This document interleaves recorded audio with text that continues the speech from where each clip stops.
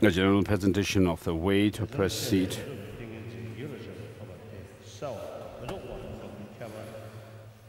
Proceed along the path on the basis of meditative serenity, a specific presentation on the way to proceed along the path, which has two. The need to achieve meditative serenity before proceeding on the path bearing the aspects of calmness and coordinates on the basis of the meditative serenity, the way to freedom from attachment or to desire realm. Regarding the first, general presentation of the way to proceed along the path on the basis of meditative question: should you simply sustain non-discursive awareness characterized by clarity, non-discursive, etc., by achieving attention and tailing non-discursive with concentration, as explained previously? Producing such concentrations in your mind stream is for the purpose of generating insight that overcomes afflictions. Hence, if you do not generate insight on the basis of this concentration, you should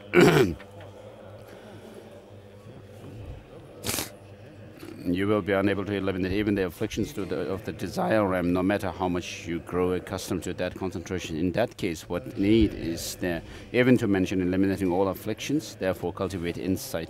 Furthermore, there are two kinds of insight: the insight proceeding by the mundane path, which eliminates manifest afflictions, and the insight proceeding by the supramundane path, which eradicates the seeds of afflictions.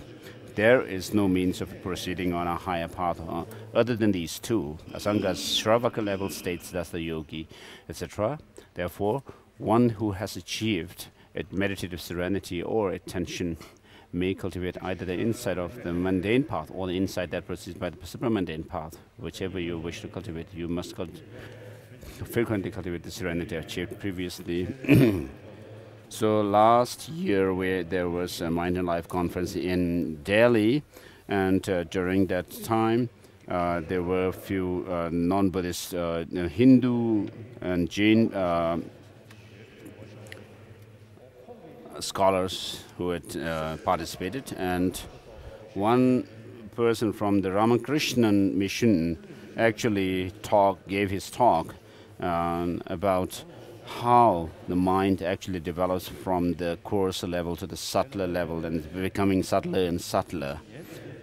And when he made his presentation, it sounded like he was talking about the four empty states, or which we find in the highest yoga tantra, where the mind becomes subtler and subtler. So that was the first time I heard a non-Buddhist presentation about the degrees of subtlety within the mind that you can develop.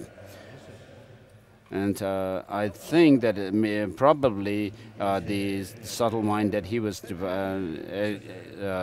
explaining cannot be the subtle mind that is found that we find in the highest yoga tantra, but it could be the subtle states of mind which were earlier we found mentioned in the Shravaka levels.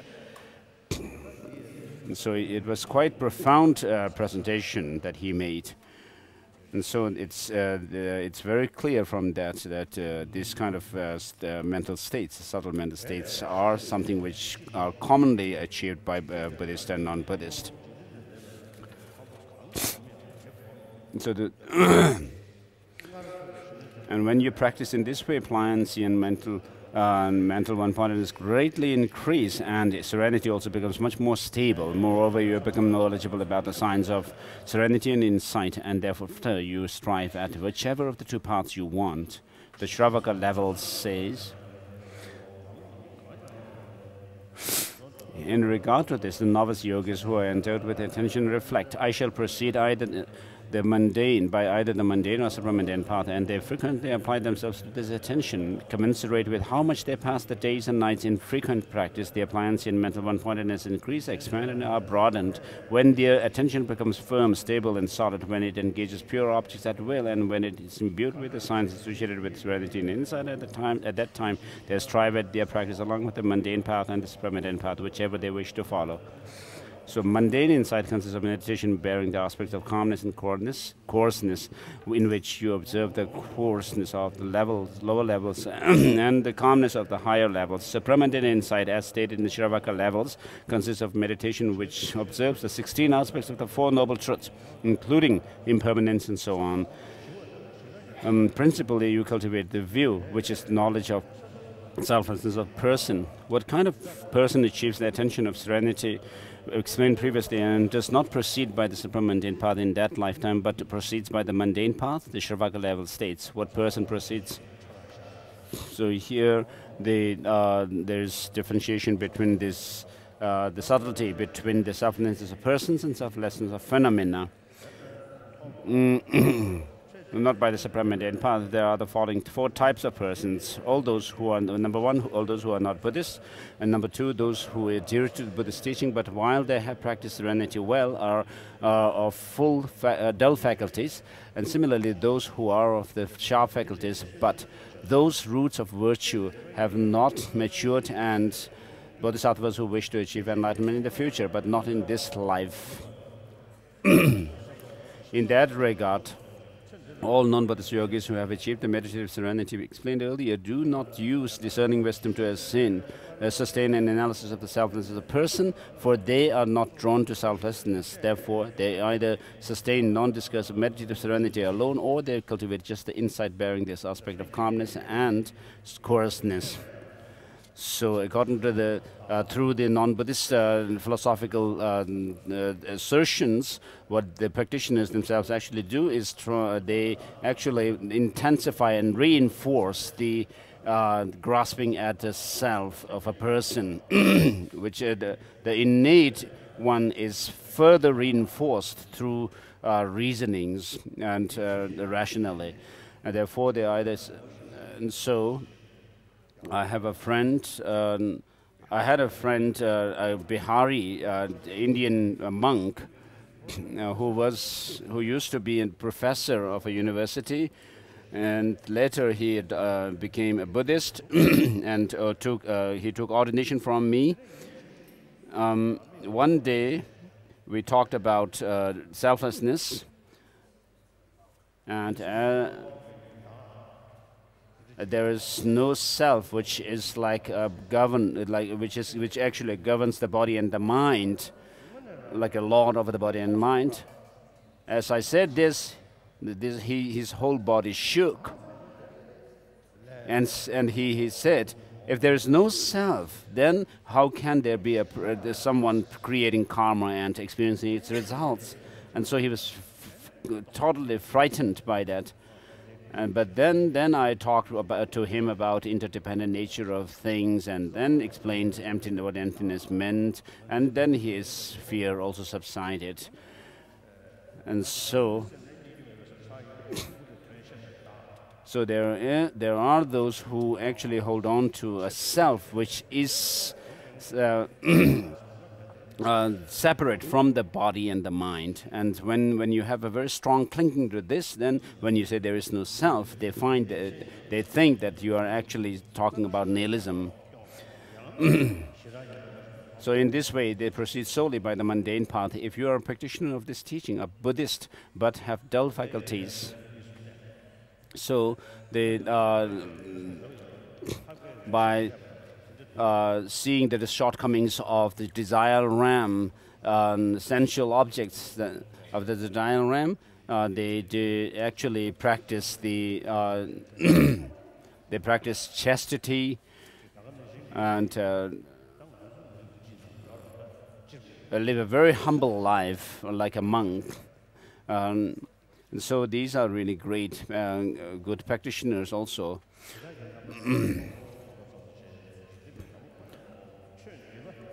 So, but have dull faculties and have previously been deeply persuaded to stabilizing meditation of serenity alone, you will not be interested in meditation which investigates the meaning of selflessness with discerning wisdom. Or even if you are interested due to an inability to understand the meaning of selflessness, you will proceed in this life solely by the mundane path. This is because you either sustain the stability of serenity alone, or you cultivate just the insight bearing the aspects of calmness and coarseness. Even if you are a Buddhist of sharp faculties who has comprehended the meaning of selflessness, if your roots of virtue for conceptually knowing the truth have not matured in this life, you will still be unable to generate the supreme and undefiled noble path. In this case, it is said that you will proceed by the mundane path alone, but not that you are unable to cultivate insight focused on selflessness.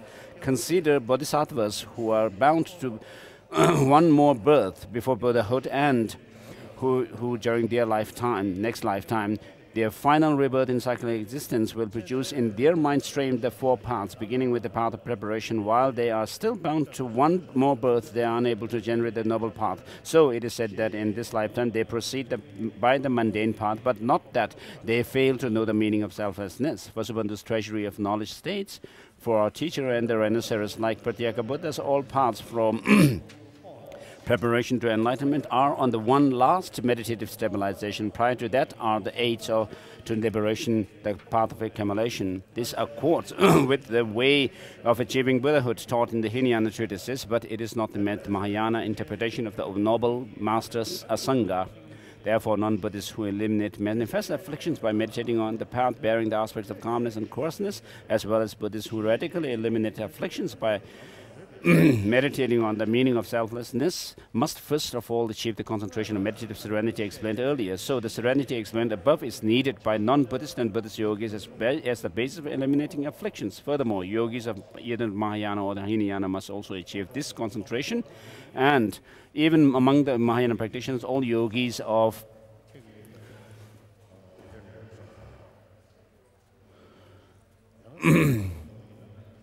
perfection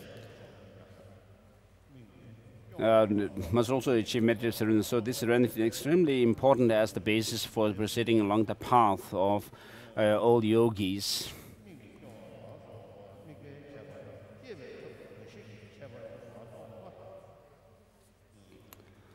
So moreover, serenity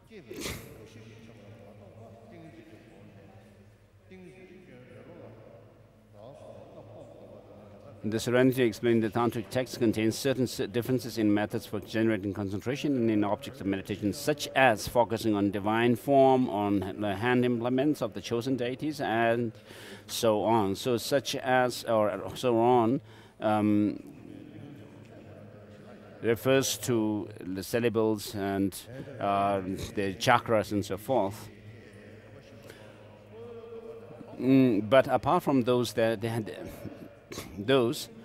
are entirely alike in terms of the need to eliminate the 5 faults of concentration, including laziness and so on, in terms of the means of cultivating the antidotes such as mindfulness, vigilance and so on, and in terms of the achievement of the 9 mental states and ensuing occurrence of pliancy, etc. So this concentration is very widespread. With this in mind, the Sutra Unraveling the Intention states that all Mahayana and Hinayana concentrations are included within the concentration of serenity and insight. Thus, you who wish to be skilled in concentration should become skilled in serenity and insight.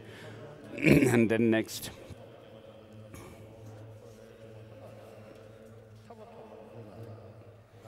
Although there are many purposes for developing this concentration, the chief purpose is for the sake of developing the knowledge of insight. Moreover, in terms of insight, there are 2 kinds: that which bears the aspect of calmness and coarseness, which eliminates only manifest afflictions, and which is common to Buddhist and non-Buddhist.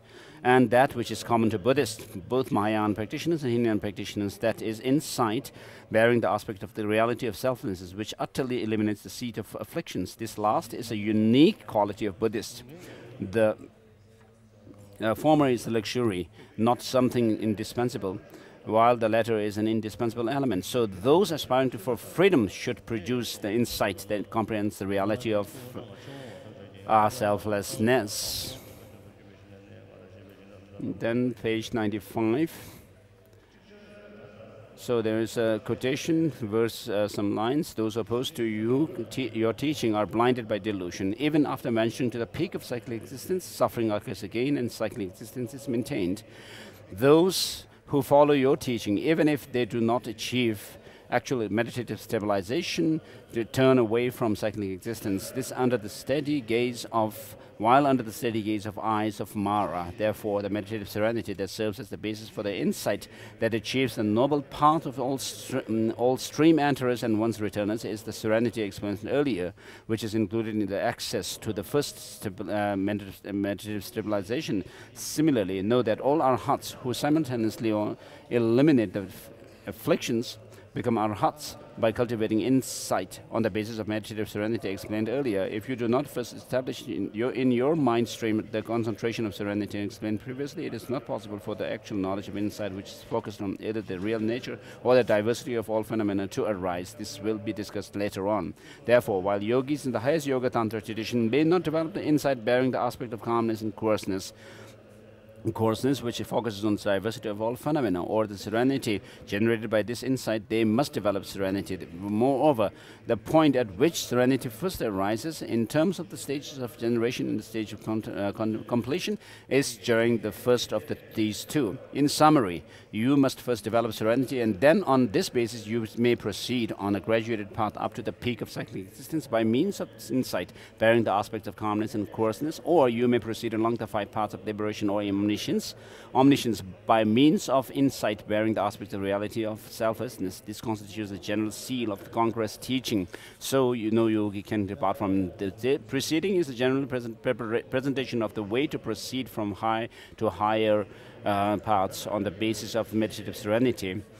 And next, here there are 2 sections that need to achieve meditative serenity before proceeding on the path bearing the aspects of calmness and coarseness, and on the basis of meditative serenity, the way to freedom from attachment to the desire ram.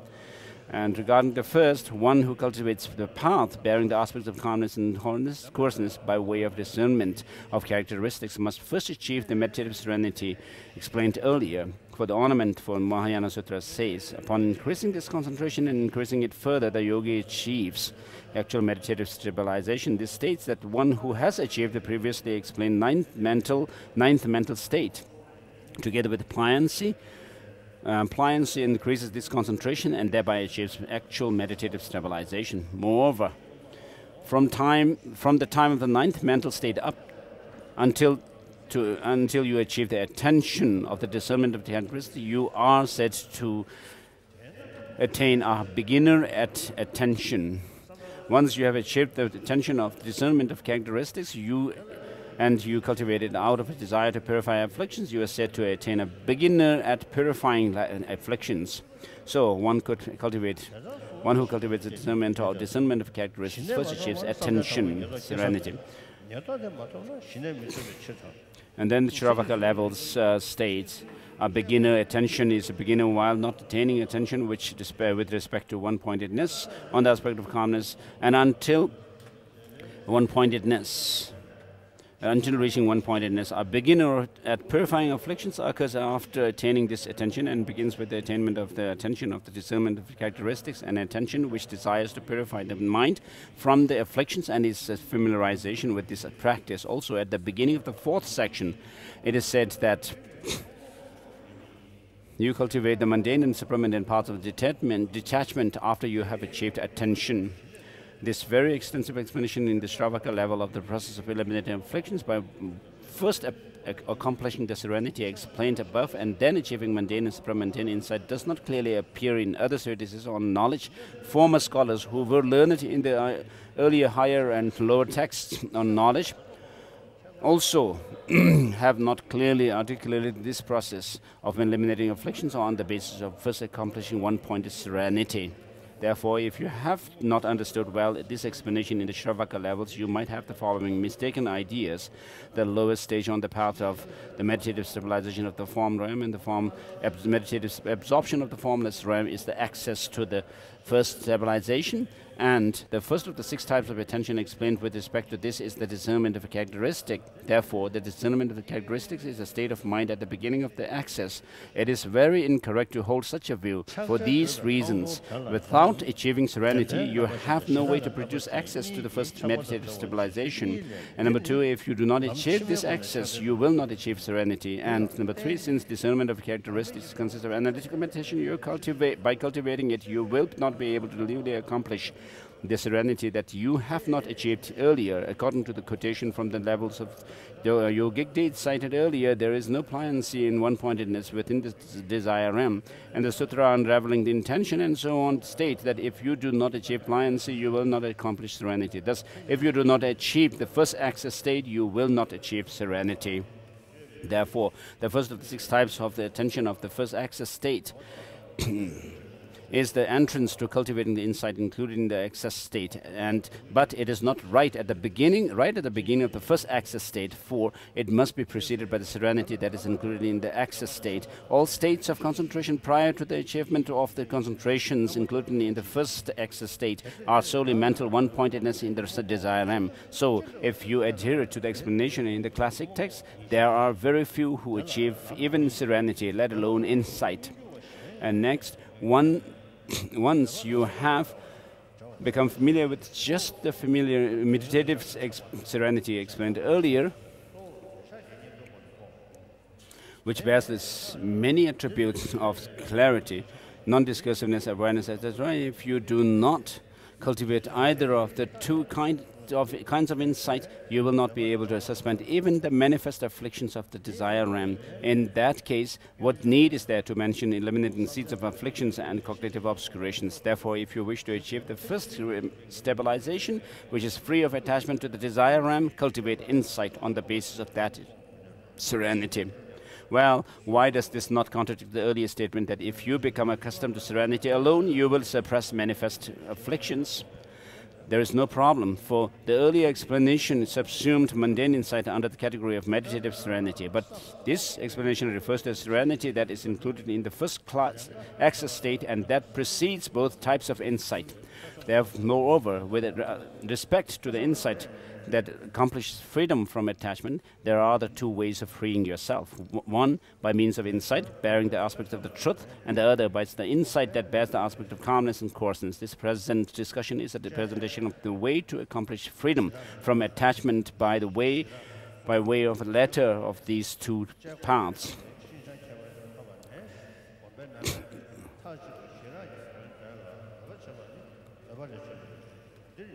So in this regard, with regard to this, the persons who cultivate it are both non-Buddhist, who utterly lack the view of selflessness, and the followers of this teaching, Buddhists, who have the view of selflessness. The type of path they cultivate in order to eliminate afflictions accord with the teachings of Shravaka levels.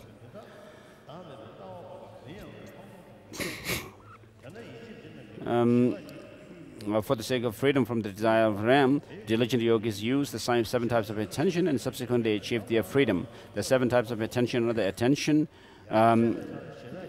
of the discernment of characteristics, arising from belief, isolation, delight or withdrawal, analysis, final application, and the result of final application. Among those, the final one is the attention at the time of entering the actual state of meditative stabilization upon being freed from attachment to the desire realm.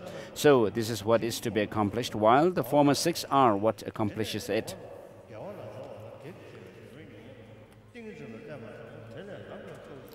If in this case you are not eliminating the afflictions through meditation on the meaning of selflessness, then what kind of thing are you establishing, and then meditating on to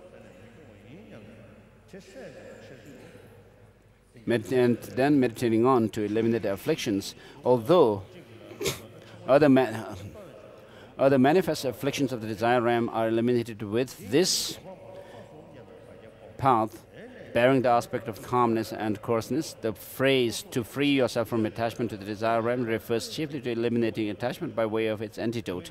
Moreover, attachment refers here to the yearning for and attachment to the 5 sensory objects of the desire realm. The antidote to this is to regard sensory objects as disadvantages in a multitude of ways. By thus adhering to opposite to the opposite of the mode of apprehension of attachment, and then accustoming yourself to it, you become free from attachment to the desire ram. Furthermore, you may have the firm certainty of the discernment of characteristics and unmistaken discernment of the faults of the desire ram and the good qualities of first meditative stabilization.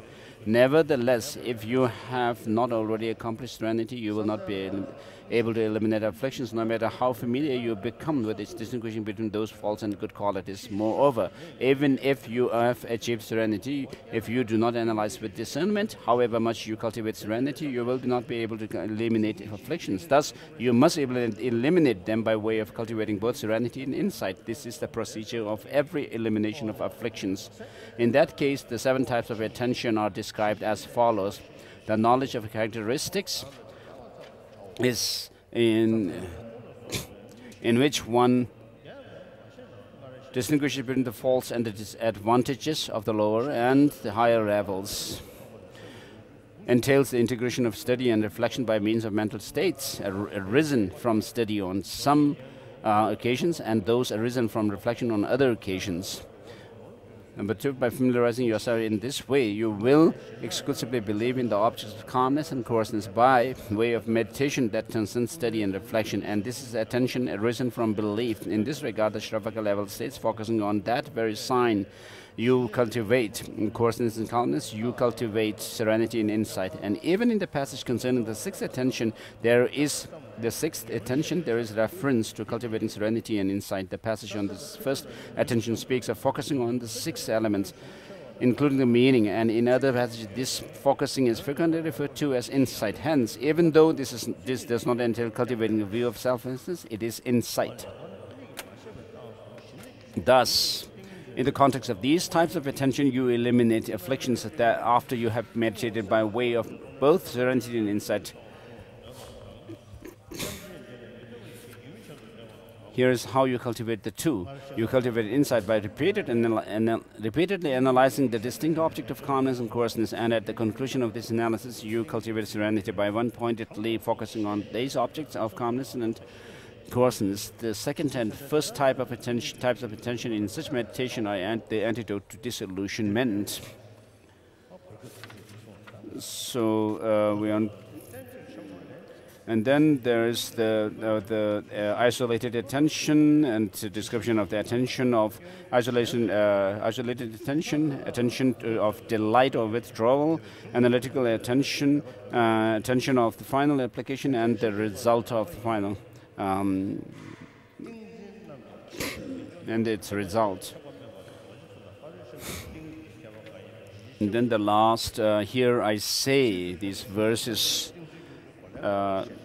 Master Tsongkhapa wrote, profound are the description of the stages for achieving concentration, well taught in the sutras and the great commentaries. Those of little intelligence do not precisely comprehend them, projecting.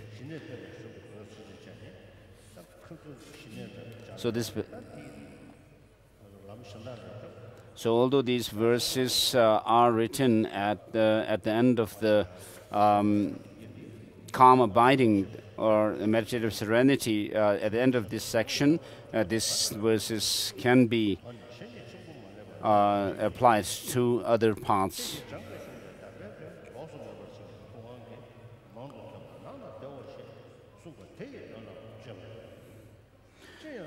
Those of little intelligence projecting the faults of their own minds upon others' thinking.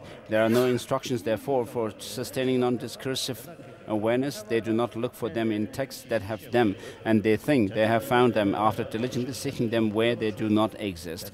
Such people fail to distinguish between even the concentrations of Buddhist and non-Buddhist. What need then is there to mention their precisely distinguishing the difference between the concentration of Mahayana Hinayana and of Vajrayana Paramitayana. Seeing this situation, I have explained in simple words the way to sustain concentration as taught in the class 6, and so forth, and through to the end.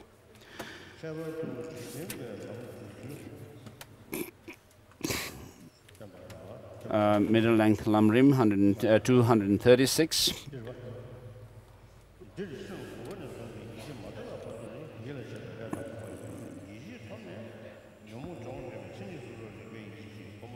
Should someone who has thus achieved attention and the non-conceptual meditative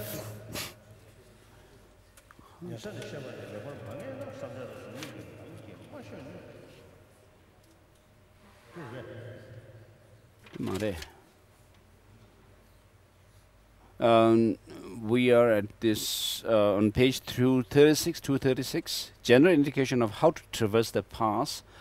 Traverse the path in dependence on calm abiding.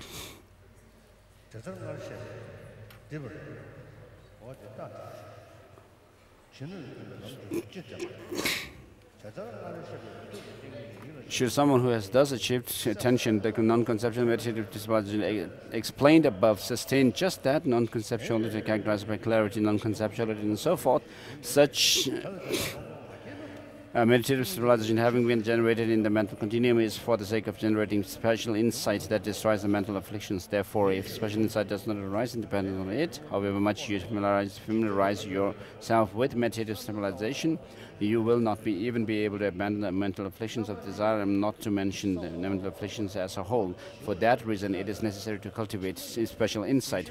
In fact, there are two: the special insight that progresses along mundane paths, abandoning manifest afflictions, and the special insight that progresses along supramundane paths, abandoning the seeds of afflictions from the root. The former is the meditation with the coarse and peaceful aspects of the viewing lower levels as coarser and higher ones as more peaceful. The latter is a meditation of the view with 16 aspects in impermanence and so forth, in regarding the four truths. Both are set forth in Shravaka levels, the principal one being the view that realizes selfness of persons. That being so, anyone non-Buddhist who abandon manifest afflictions by cultivating the path with coarse and peaceful aspects, the Buddhists who abandon afflictions from the root by meditating on the meaning of selfness require the calm abiding explained above as the basis for abandoning afflictions of both non-Buddhist and non-Buddhist yogis. Not only that, but any Mahayana or Hinayana yogis must accomplish that calm abiding.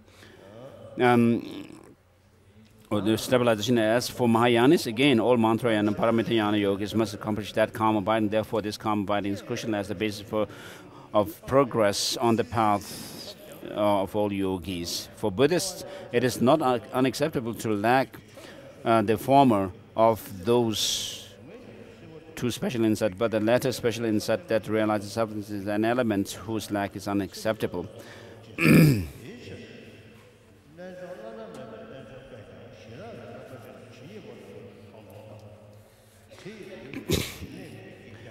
Which is indispensable. In fact, if you attain the calm abiding explained above,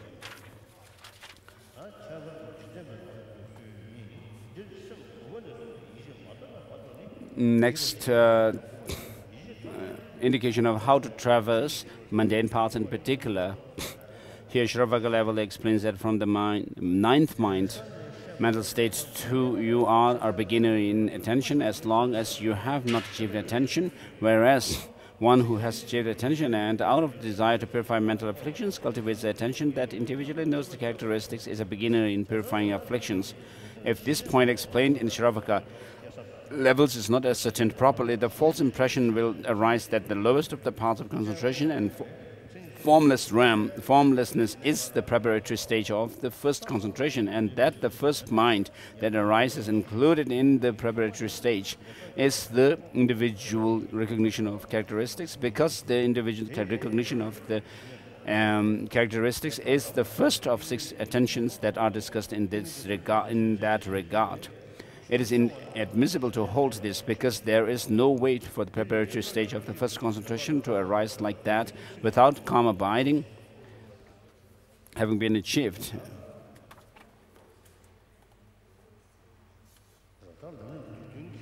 So,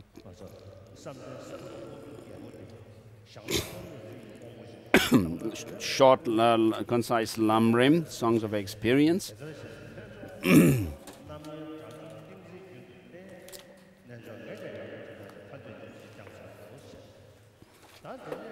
So we were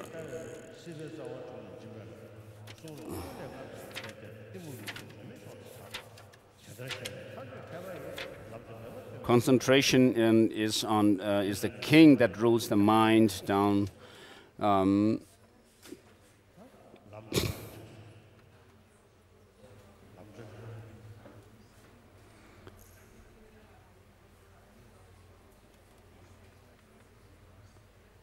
So one-pointed concentration alone does not have the faculty to cut samsara. That verse, I, the yogi, have practiced in this way. You who aspire to liberation do the same, should do the same. So those verses are covered.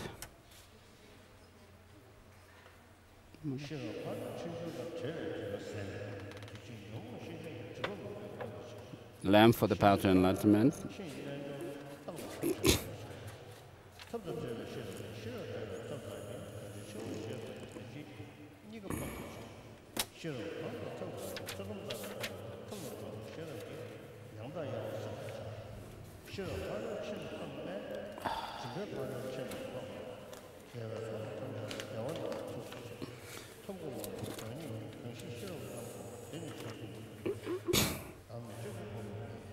So verses 41 down, 42 down.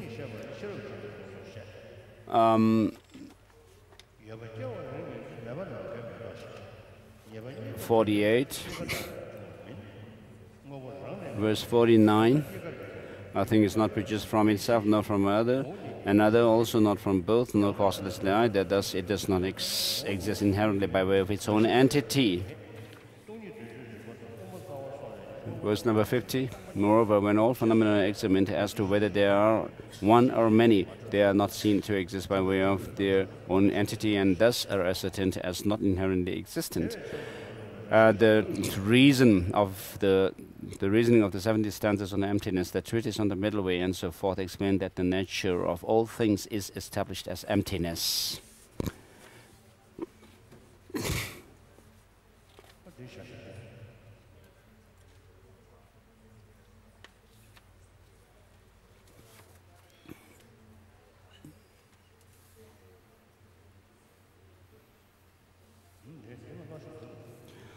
Since there are a great many passages, I have not cited them here, but have explained just that their conclusions for the purpose of meditation. Verse number 53. Thus, whatever is meditation on selflessness by not observing inherent nature in phenomena is the cultivation of wisdom. Just as wisdom does not see an inherent nature of phenomena, in phenomena having analyzed wisdom itself by reasoning, meditate on that non-conceptuality, the nature of this worldly existence which has come from conceptualizing it is conceptuality. Thus, the elimination of conceptuality is the highest state of nirvana. And therefore, the Sabdu also has said that the great ignorance of conceptuality makes us fall into the ocean of cyclic existence, resting.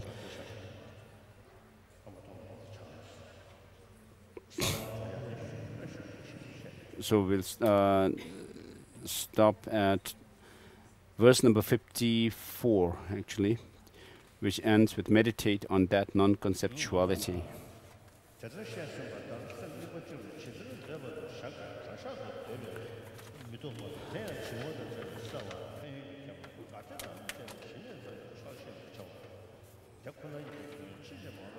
Chapter 7 of Malamrin Chemo, how to train in insight.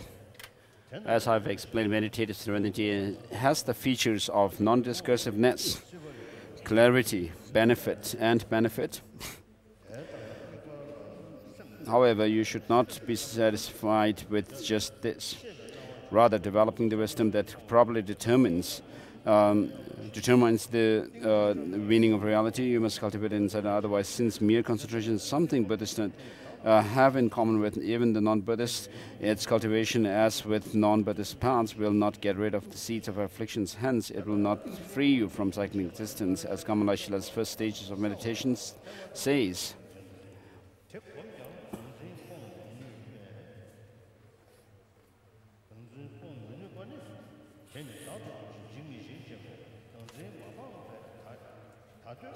So the phrase, although worldly persons cultivate concentration, means that worldly persons cultivate concentration without features such as non-discursiveness and clarity as explained above. The line, they do not destroy the notion of a self, means that despite cultivation, that concentration, cultivating that concentration, they cannot eliminate the conception of self. Afflictions return and disturb them indicates that worldly persons will still produce afflictions because they have not eliminated the conception of self. What kind of meditation leads to liberation? As cited earlier, the very next verse of the king of Concentration Sutra says, if you analytically discern the lack of self in phenomena, and if you cultivate that analysis in meditation, this will cause the result attainment of nirvana. There is no peace through any other means. The first line sets out the condition. If after you have analytically discerned phenomena which are selfless, you do develop the wisdom that understands the meaning of selflessness. The second line, and if you cultivate that analysis in meditation, refers to sustaining and cultivating in meditation the philosophical view of selflessness that you have gained. The third line means that this is the cause of attaining the goal, nirvana or liberation.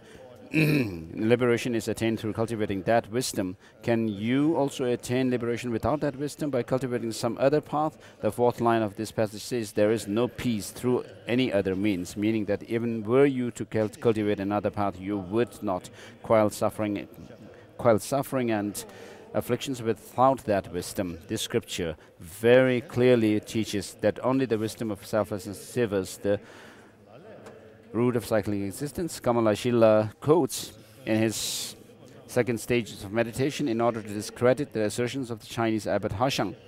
Therefore, you must have certain knowledge of this, for even non-Buddhist sages have many good qualities such as concentration and super knowledge, but since they do not have the view of selflessness, they cannot escape cyclic existence at all. In this way, the scriptural collection of the Bodhisattvas cited earlier says, one who is satisfied with mere concentration, not understanding the reality explained in the scriptures, might develop an inflated sense of pride, mistaking mere concentration for the path of meditation on the profound meaning. Consequently, such a person will not become free from cyclic existence.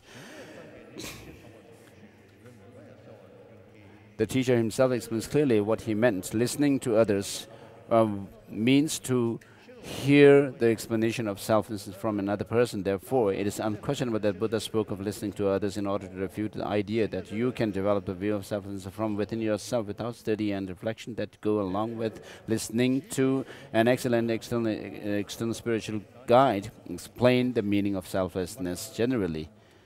Among all conquerors' scriptures, there are some that explicitly teach about reality, and even those that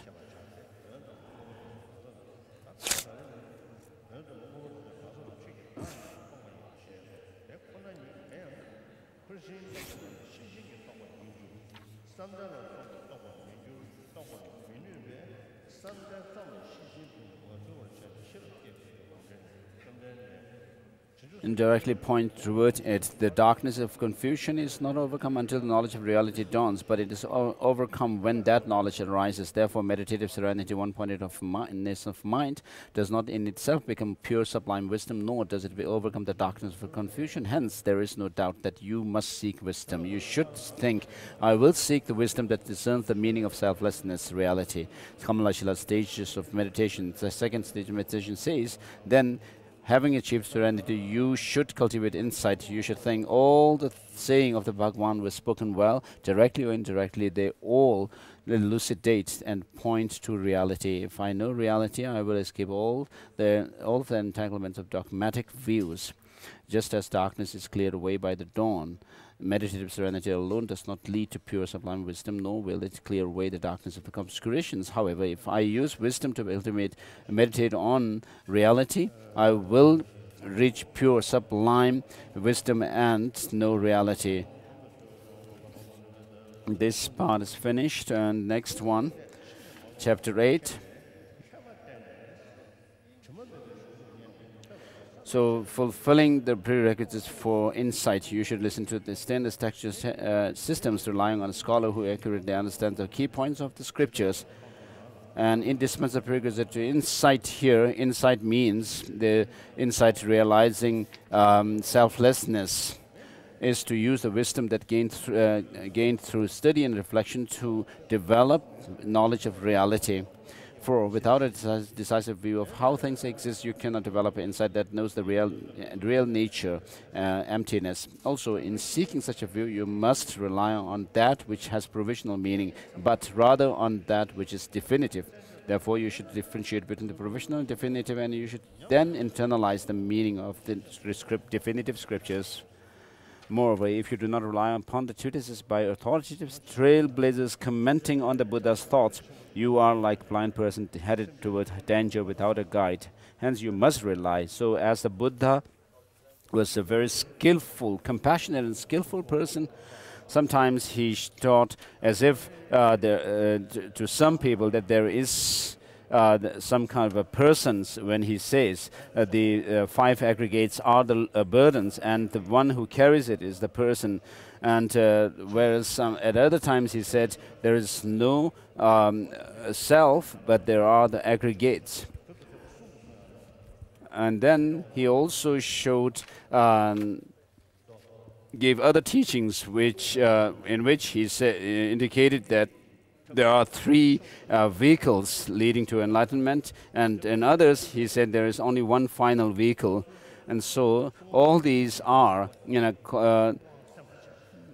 accordance with the need of the predispositions of the disciples. He was not forcing his own understanding of reality onto his disciples, but he showed the path according to the need or the predispositions. So whatever the disciples can take, and he was giving these different teachings according to their needs. Therefore, within the sutras, there are those of the provisional and definitive meaning, which are those sutras which cannot be taken literally, and those that can be taken literally, respectively.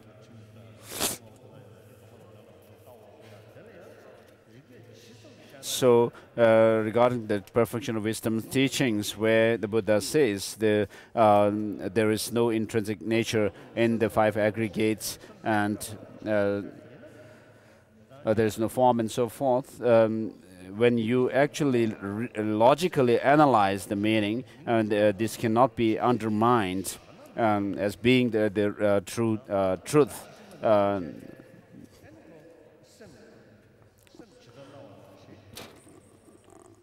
Whereas in certain teachings, when, for example, where according to the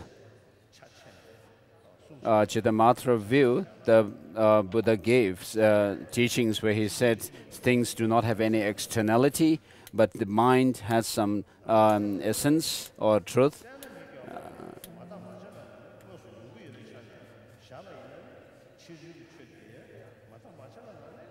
But then, just as there is no external phenomena, if it is the case that the mind itself also cannot exist objectively or from its own side. So, regarding these provisional teachings, if you were to accept them literally, then there is always undermining of the meaning or the content from with reasoning, and therefore these sutras are interpreted as taken to be provisional.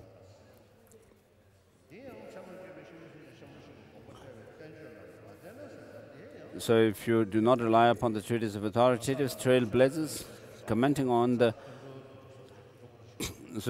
this upon authoritative trailblazers commenting on the Buddha's thought, you are like a blind person headed towards danger without a guide. So here it almost seems like indicating that you have to rely on the person, but this is not the case. As the Buddha said, talked about the four reliances, not to rely on the person, but the teaching and so forth. But if you actually examine the writings of these great masters like Nagarjuna and Asanga, then, of course, you will be able to confirm them to be authoritative masters. And so whether Master Asanga is an authoritative person or not should be judged by his text. his writings. Hence, you must rely on accurate commentaries on the Buddha's thought. So we have to rely on these texts which actually open the eyes of intelligence within us.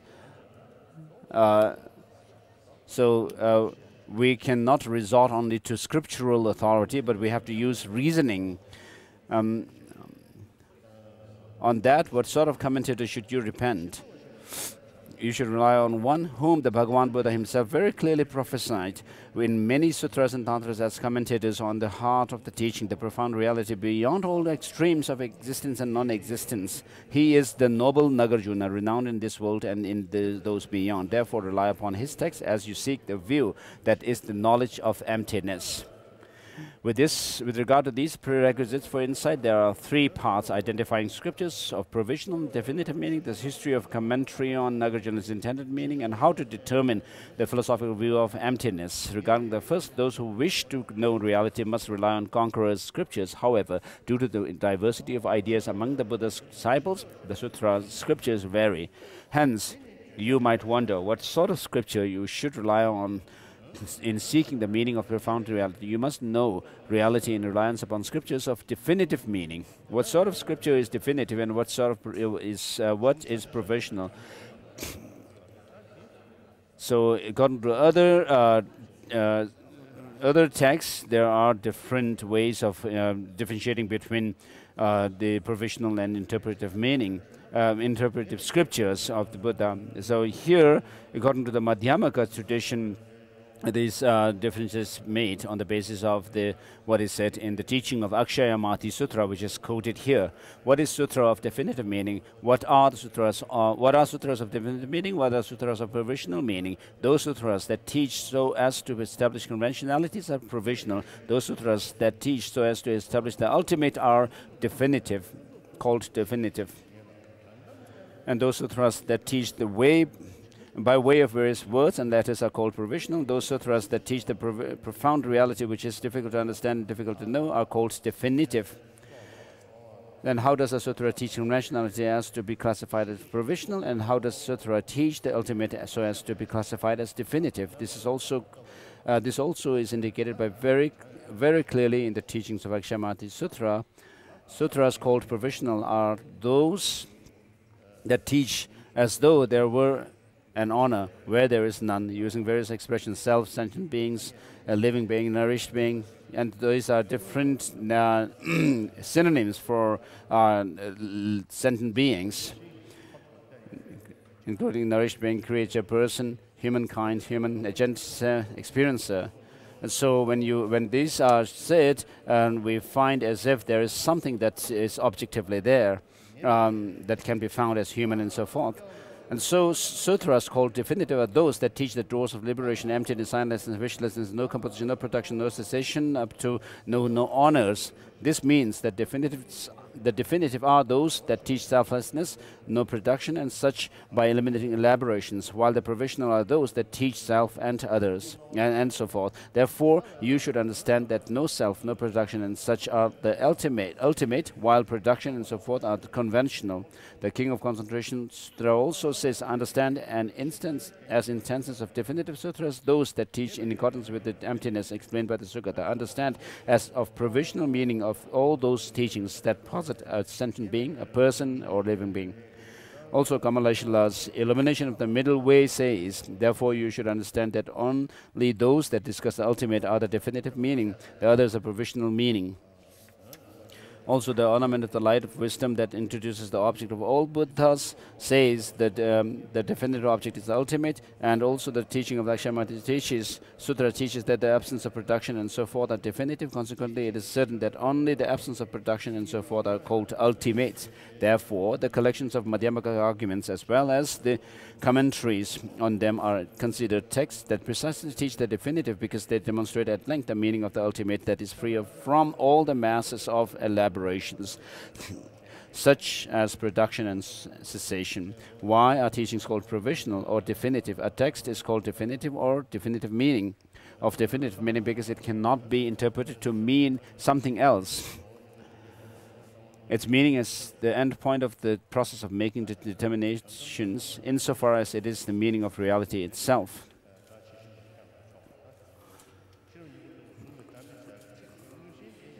So what is the text? A common Laisha's illumination of meaning says, what is the text of divinity? It is one that gives an explanation in terms of the ultimate and is supported by valid cognition, for it cannot be interpreted by someone else as having any other contrary meaning. Implicitly, this statement allows you to understand the provisional. The provisional, or that which requires interpretation, is a text that cannot be taken to mean exactly what it says. Rather, you must explain what it intends, interpreting it as having some other meaning, or it is a text that can be taken literally, but in which this literal meaning is not the final reality, and you must still seek that reality as something other than the conventional phenomena to which the text refers. Since sutras of definitive meaning are literal, when statements such as production does not exist and persons do not exist appear in those sutras, one must conclude that production and person do not exist at all. Otherwise, those sutras would not be literal, and it would absurdly follow that they are provisional. This does not seem tenable because there are many definitive sutras in which the Buddha, the teacher who makes these statements, adds the qualification ultimately when refuting production and so forth. If he adds such qualification once, then we must add it even where it does not occur, because it is a common attribute of all such refutations. Since the absence of ultimate existence is the reality of phenomena, how could a sutra teaching this not be definitive? Otherwise, if these sutras did refute production in the general sense, then as far as particulars, they would also refute words, and hence even the definitive sutras that teach this could not make their presentations. Therefore, you should understand that the sutra or the treatise may still be definitive, even if what it teaches in a few isolated phrases cannot be read literally when stripped from the context of the general system surrounding it in that scripture. You also should understand that even when the teaching of the very word of the text can be taken literally, the text may still be provisional. So next, the history of commentary on Nagarjuna's intended meaning. So here the division between the Madhyamakas into Savatantrika and Madhyamaka Prasangika are explained.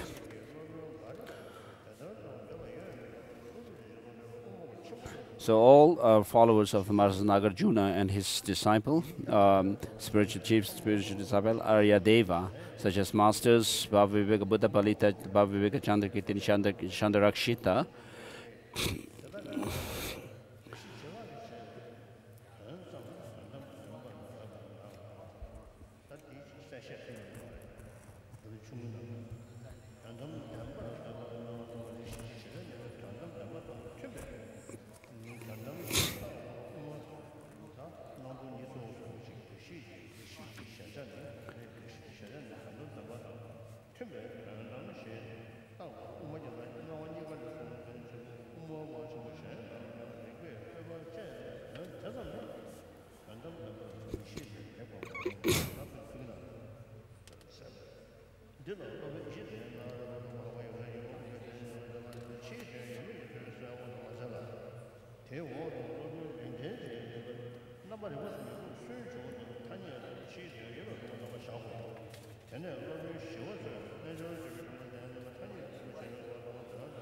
Broadly speaking, there were some Indian Tibetan masters who claimed that Madhyamaka to be Madhyamakas who used this kind of terminology for dividing Madhyamakas. However, here I'm to establish on the system of the great Madhyamakas who are followers of the master of Nagarjuna, who could explain every subtle distinction. Moreover, the great translator. So regarding Chandarakshita, he from amongst the Madhyamakas, he was one who established his own Madhyamaka tradition of Madhyamaka, Savatantrika Madhyamaka, and he was invited to Tibet by the Tibetan emperors and was a great master, excellent master.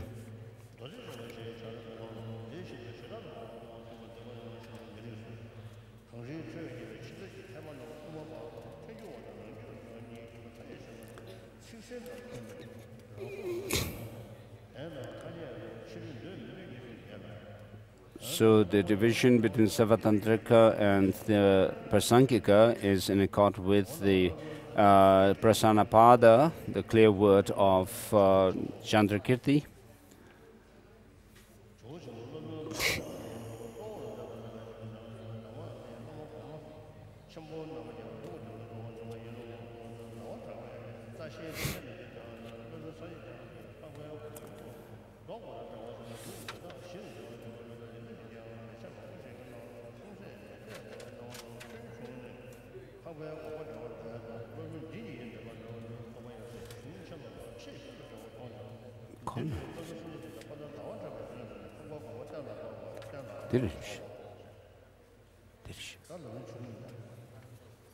So 117 finished.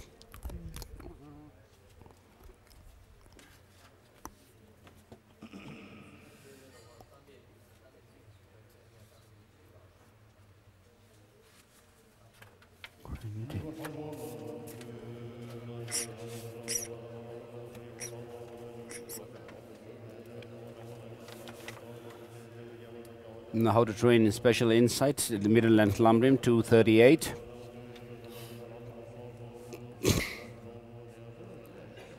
So it is indispensable.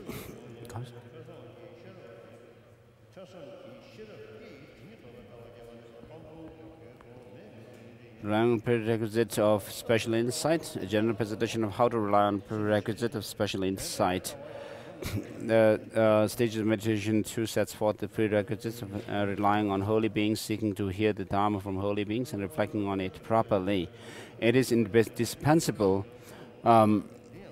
causal prerequisite of special insight to develop the view realizing sessions by means of wisdom, of hearing and reflecting, having heard the stainless text in dependence on experts who mistakenly know the essential points of the scriptures. This is because if you lack the view that has resolved the meaning of the mode of being, it will be impossible for the realization of special insight that realizes things as they are.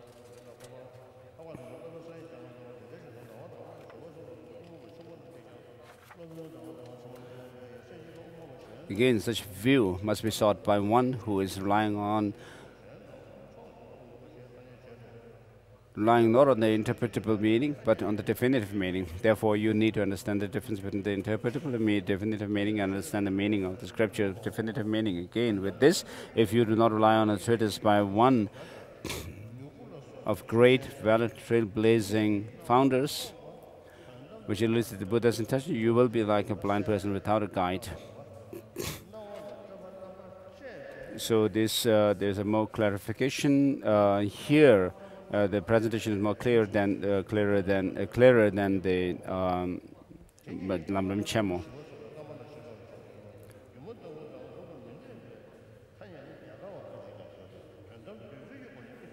So from the point of view of how the ultimate is asserted, also the two names have been applied. Those who assert the collection of the objects such as proud and appearance, which lack true existence, to be ultimate truth. Proponents of the illusion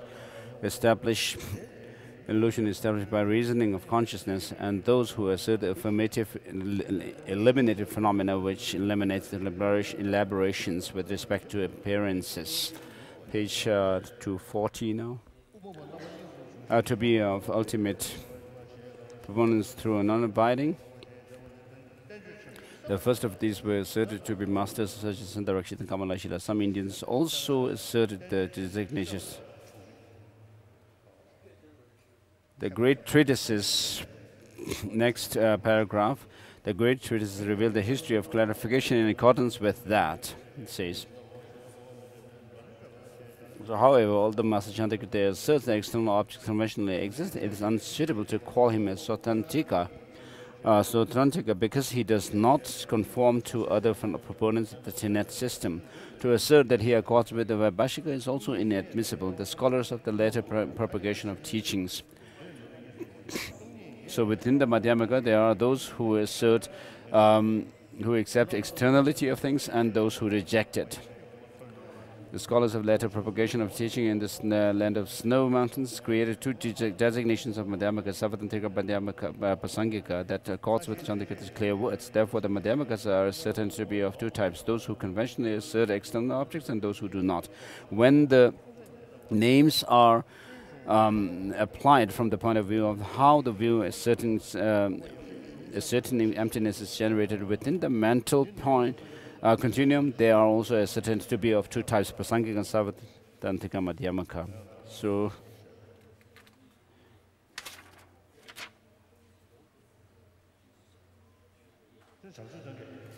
let us say the grace for tea.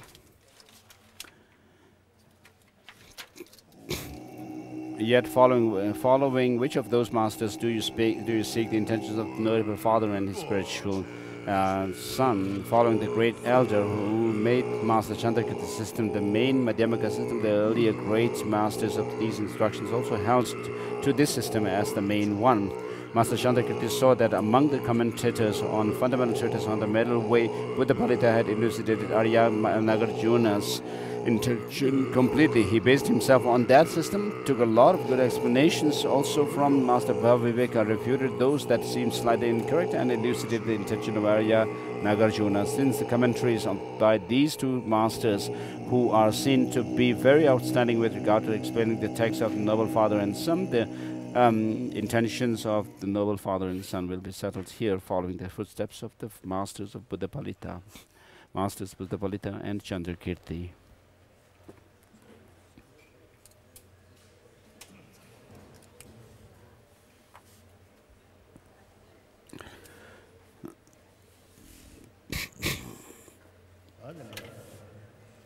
당분의 초래 주주 당분의 초래 주지체가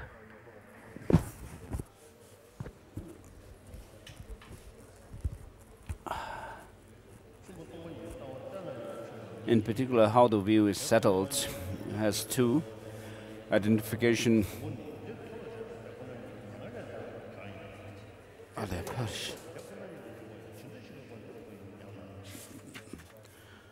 How to determine the philosophical view of emptiness. The Lama chapter 9, page 119, has two parts: the stage of entry into reality, the actual determination of reality. Nirvana is the reality one seeks to attain, but what is nirvana? The entry into reality means the method for attaining it. Then how do you enter? The reality that you seek to attain, the embodiment of truth, is the total extinction of conceptions of both self and that which belongs to the self, specifically by stopping all the various internal and external phenomena from appearing as though they were reality itself, which they are not, along with the latent predispositions for such false appearances. So we talk about non-conceptuality and being free from elaborations or reification when it comes to emptiness. So that which is, so the birth and cessation and so forth are not in the true nature, the ultimate nature of things, whereas they do exist conventionally. They do not have any objective existence, which we can, they cannot be pointed out as being this and that in the final analysis, whereas to us, suffering, pain, and all these things appear to have some kind of objective existence. And similarly, in the external phenomena seem to have some kind of objective existence to us, performing their different functions. So the stages by which you enter that reality are as follows. First, having contemplated and in dismay the faults and disadvantages of circumstances, you should develop wish to be done with it.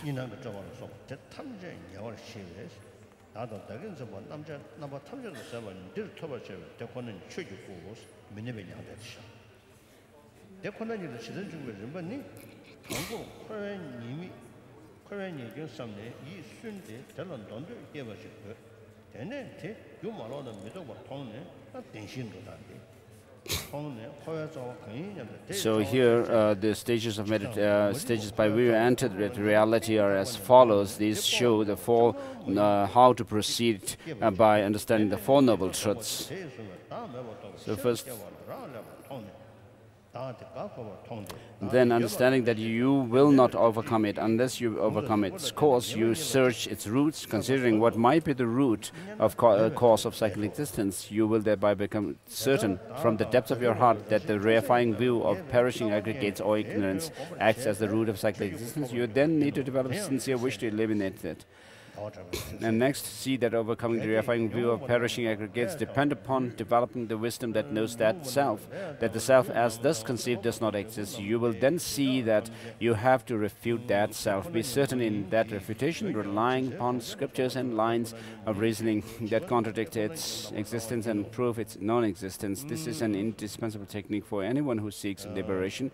After you have arrived at the philosophical view that discerns that the self and that which belongs to the self lack even a shred of intrinsic nature, you should accustom yourself to that. This will lead to state attainment of the embodiment of the truth.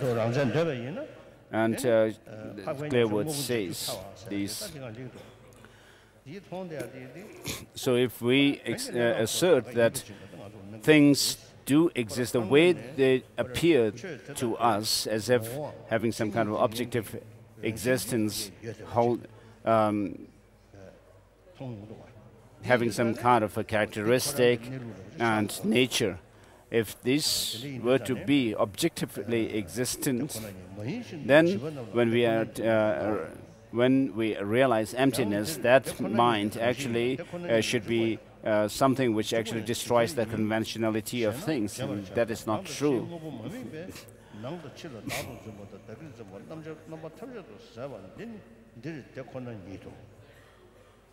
Chandrakirti's clear words also says,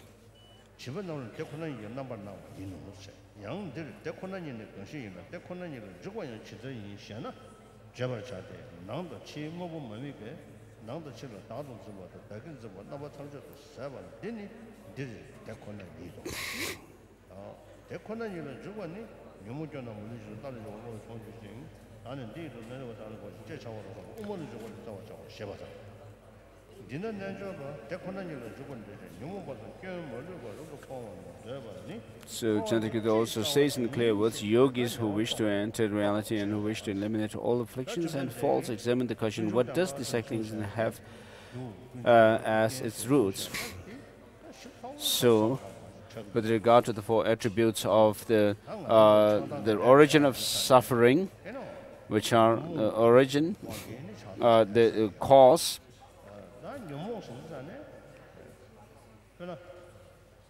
the condition, and so forth. So if we look at things, form, and so forth, or internal experiences,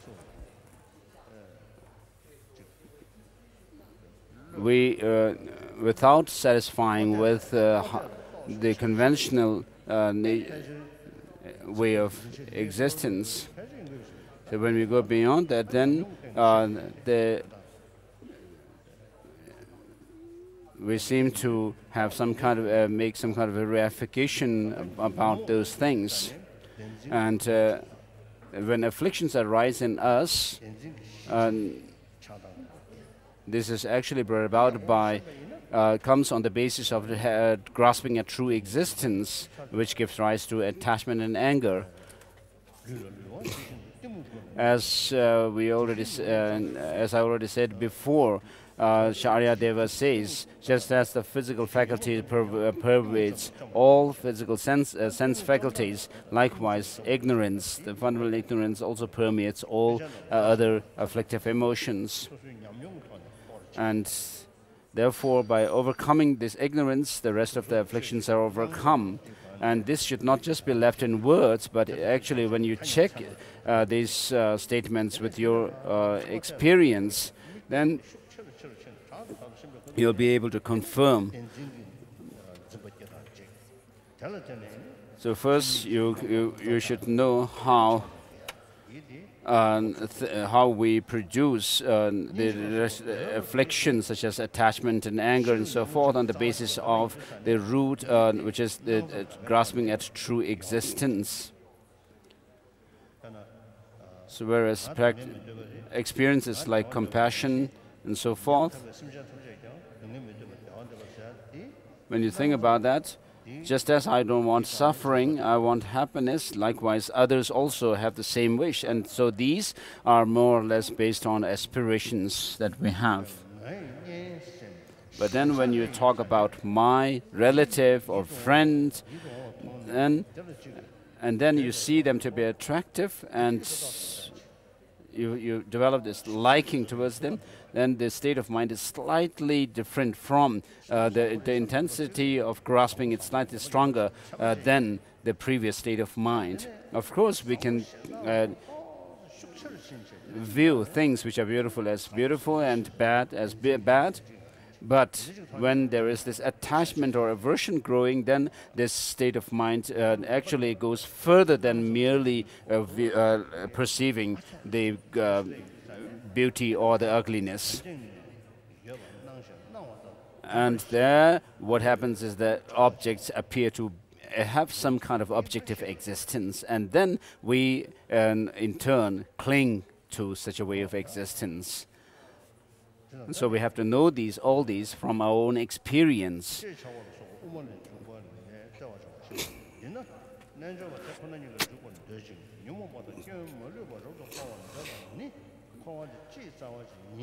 So when they thoroughly investigate this, they see that cyclic existence has as its root reifying view of perishing aggregates, and they see that the self is object observed by that reifying view of the perishing aggregates. They see that not observing the self leads to eliminating the reifying view of perishing aggregates.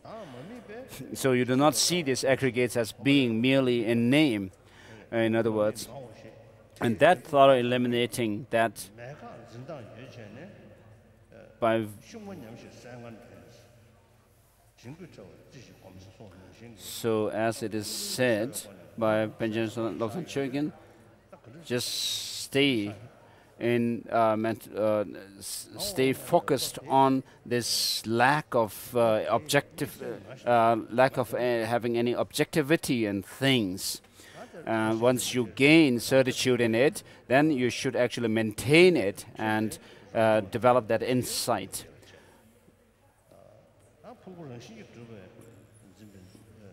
So that we have the clinging to a self-sufficiently substantial existence of an I, and also clinging to a truly existent I. And so these should be confirmed from your own experience.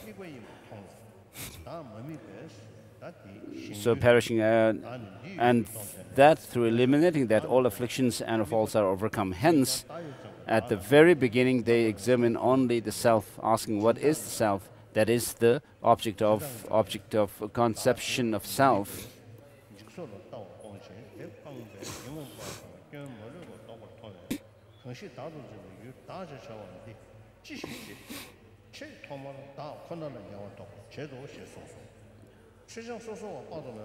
The scripture sets forth many arguments refuting the intrinsic existence of a limitless number of individuals. However, when yogis initially engage in practice, they meditate in an abridged way, determining that both the self and that which belongs to the self lack intrinsic existence, intrinsic nature. The Master Buddha Palita says this is the meaning of the 18th chapter of Nagarjuna's fundamental treatise. The Master Chandrakirti bases his commentary on this statement by Buddha Palita. Also, the teachings on the selflessness of a person in Chandrakirti's commentary on the middle way are just extended explanations of the 18th chapter of the Nagarjuna's fundamental treatise.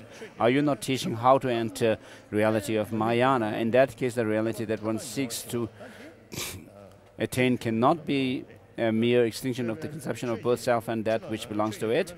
Also, since a simple determination that both the self and that which belongs to it lack intrinsic nature does not entail determination that objects as distinct from persons lack self. It is wrong to posit it as the path for entering into reality. Reply. There's no problem here, for there are two types of total extinction of non-conception of both the self and that which belongs to it. Even Hinayans may have the first type, the utter elimination of the affliction, so that those afflictions will never recur. However, the second is the Buddha's embodiment of truth. And then the quotation from Chandrakirti's clear words. The self is imputed dependently. It is what those who have the error of ignorance cling to fiercely.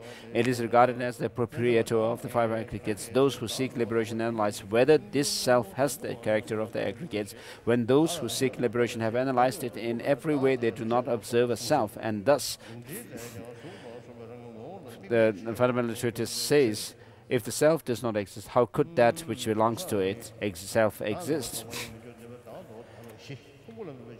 Because they do not observe the self, they also do not at all observe the aggregates which belong to the self, the basis on which the self is designated.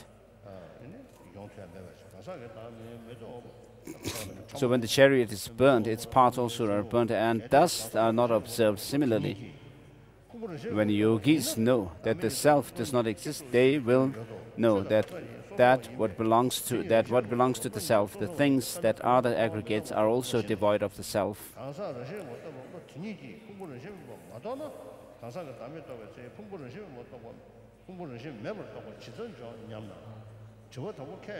So the qualm and the reply, since we do not assert this, I will answer your final question. The awareness that knows that the person lacks intrinsic existence does not think.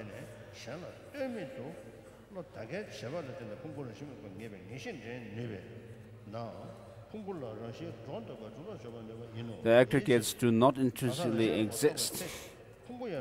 However, without relying on anything else, that very awareness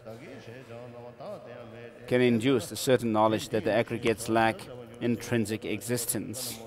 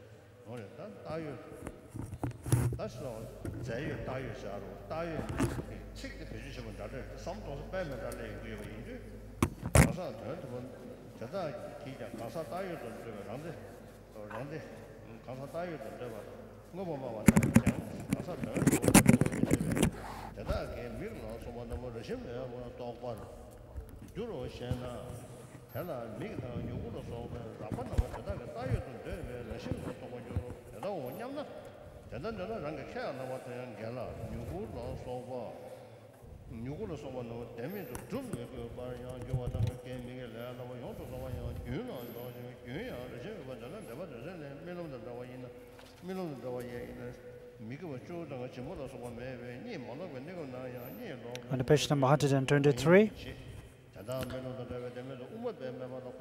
Haribhadra's little commentary on the ornament of clear knowledge. If all phenomena are like dreams, then the 10 normal virtues, giving and so forth, will not exist. Hence, even when you are not asleep, it will be as though you were. Therefore, there is a huge disparity between an ascensionary system and a Madhyamaka system, which respect whether things exist either ultimately or conventionally. What they consider conventionally exist amounts to ultimate existence from a Madhyamaka perspective, and what they consider ultimately existent exists only conventionally according to Madhyamaka. Furthermore, although the imputed existing person of this Buddha essentially is an imputedly existing person of the Master Chandrakirti are similar in name, their meanings are not the same. Hence, essentialists do not know that the person does not ultimately exist. We're back to middle length Lamrim, page number 241. Middle length Lamrim, page number 241. In particular, how the view is settled, identification of afflicted ignorance.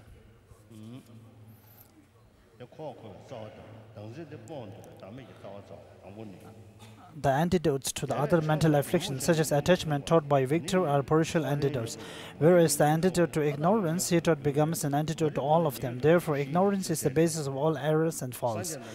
In clear word, it says, in the 9 divisions of the Buddha's teachings, based on 2 truths, such as the sets of sutras proclaim for the extensive contact with worldly beings, the one that were taught for the sake of removing attachment will not cause hatred to be exhausted, and those that were taught for the sake of removing hatred will not cause attachment to be exhausted. What was taught for the sake of exhausting pride will not overcome the other defilements. Therefore, they are not so pervasive. All the speeches are not of such great meaning. Those that were taught for the sake of exhausting delusion overcome all the mental afflictions. All the mental afflictions are thoroughly based on ignorance. That's what the victors taught. That being so, you must meditate on suchness as the antidote to ignorance. Moreover, unless you have identified the ignorance, you will not know how to cultivate its antidote. Therefore, it is extremely important to identify ignorance. Page number 242. Ignorance is the opposite of knowledge, but knowledge, on the other hand, should not be taken as any knowledge. Rather, it is the wisdom knowing the suchness of selflessness. Its opposite is not suitable to be the mere absence of what wisdom or just something else. Therefore, it is its antagonist. It is a superimposition of self, and more especially.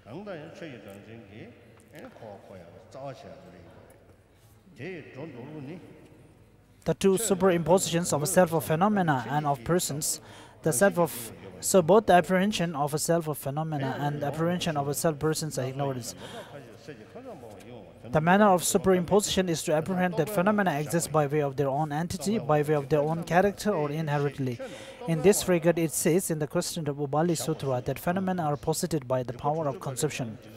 The various flowers that gladden the mind, the gold and the resplendent attractive mansions, both completely like a creator, they were posited by the power of conception. The world is imputed by the force of conception. And in 60 stanzas of reasoning, it also says, since the perfect Buddha said, the world is ignorance at its cause, why would it be invalid to say that this world is due to conception? The commentary on the meaning of this statement explains that the world are not established by way of their own entity, but are merely imputed by conception. In 400 stanzas, it also says, if in the absence of conception, desire and so forth do not exist, who with intelligence will uphold the intrinsic reality and conception? And in the commentary on these things that exist only through the existence of conception and do not exist without conception are without doubt ascertained to be unestablished by way of their own entity, like a snake imputed to a rope. This statement explains that from the point of view of being imputed while not being established, here, first we need to examine the reality nature of the phenomena and the persons through the logical reasoning of logical reasonings through cause and effect, and how the causes generate their effects, and how the effects of the results really happen from themselves. Then when we really search intrinsically, when we search further, since we cannot find them as existing by intrinsically, then we need to judge whether they are really existing or not. But conventionally, they are existing. So then we have to analyze or examine further. So how it appears to a person. So it appears as something which doesn't have any relation to the mind. So therefore, when things like illusions, when things appear to our mind, they have an appearance in mind. It appears that it exists from its own reality nature, but in reality they are not existing from themselves. So therefore they are merely designated by the names and the conceptual thought. But to our mind, it appears as it doesn't rely upon, or it is not been designated by the minds and the conceptual thoughts, but in reality it was just created by, or it was just designated by names and conceptual thoughts.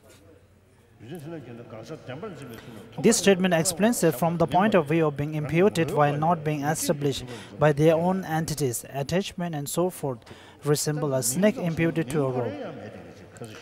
Then again, as I explained yesterday, the name or the title itself, as when we say that the phenomena things exist by just name, but the name itself does not have an intrinsic reality nature of existence. And since when we speak about the title of a name of phenomena, but the name which has been named for one phenomena, that the phenomena itself cannot be found, so therefore that name itself does not exist by itself, the name of the title. Page number 243. For those reasons, the manner of apprehending things as truly existing, the object of negation is to apprehend them not as possessed by power of beginner's conception. Regarding the no-selflessness on phenomena and person, how it is being differentiated is the self as something which is the one who takes on the burden or which one undergoes the sufferings.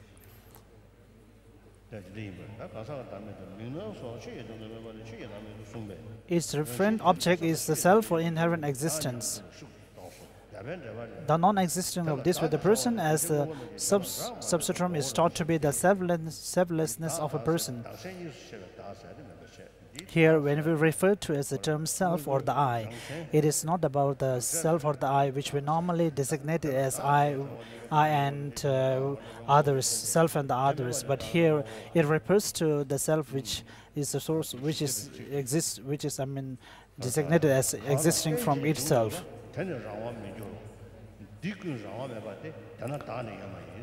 As it is said that since all the phenomena and self-existing by dependent on others, therefore it does not have an existence of its own reality. In the commentary on the 400 stanzas, it says, in this regard, the so-called self is an entity of things that does not depend on anything else, inherent existence. Its non-existence is selflessness. Owing to the division of phenomena and persons, it is understood as twofold, a selflessness of phenomena and a selflessness of persons. With respect to the observed object of the apprehension of self of persons, the commentary on the middle way explains that some Sammitiyas as read part of the 5 aggregates and some as only the mind to be the basis of the observed object of view of self. The self is something which has been designated and but the aggregates where the self is being designated. Some schools of thought refers to the consciousness as the aggregates which forms the self.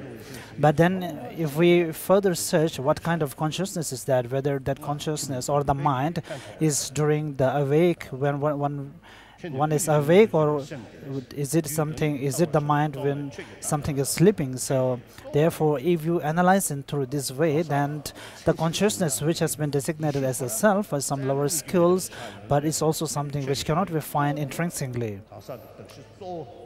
So therefore, the no-selflessness of the phenomena is also basis on the no-selfness of the self or the persons, which in turn is also the consciousness itself does not have its existence or inherent existence.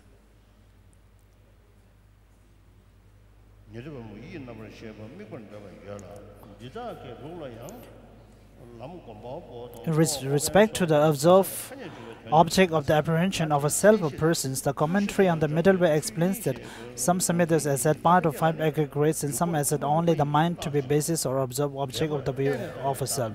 As for the mind again, Chitwa Matrins and the certain Madhyamikas who assert a mind basis of all assert that mind basis of all is the observed object, and some Madhyamikas such as Baba Viveka who do not assert it, as well as many higher schools assert that it is the mental consciousness.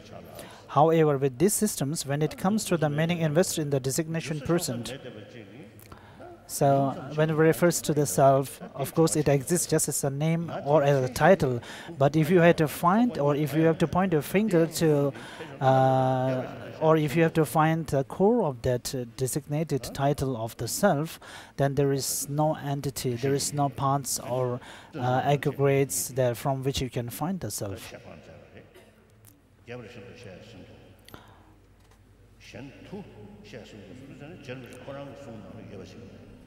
So when Lama Tsongkhapa refers to here is that he will explain in detail. In the other text it shows that he will explain, elaborate about this in one of other texts of the 18 volumes commentaries composed by Lama Tsongkhapa. However, with these systems, when it comes to the meaning invested in the designation person, the one cultivating the paths, the one revolving in cyclic existence, and so forth, you need to know the two modes of possessing a mirror, I, and possessing something. And when we speak about I and also the my, or something which belongs to you, of course, when we speak about my or mine, there is an object to which you designated the term my. For example, like my wealth and my belongings. When page number 244, and that kind of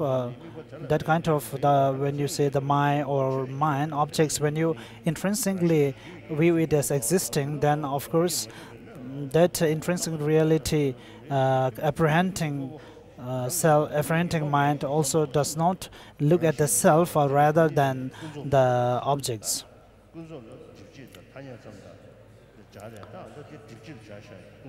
And when we speak about conventional or provisional, conventional truth, so the first term of conventional, sometimes it means for obscurations, as explains by in the supplement to the mathematical text, that conventional is one which blocks the by seeing the reality nature of the thing. So here the term conventional means to obscurations or blockage.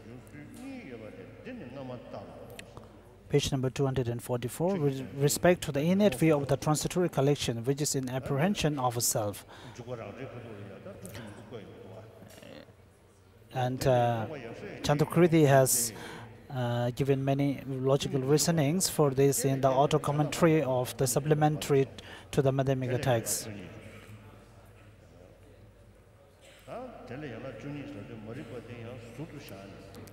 When we speak that through the first 12 interdependent arises of ignorance, and from the ignorance then the 12 interdependent link arises.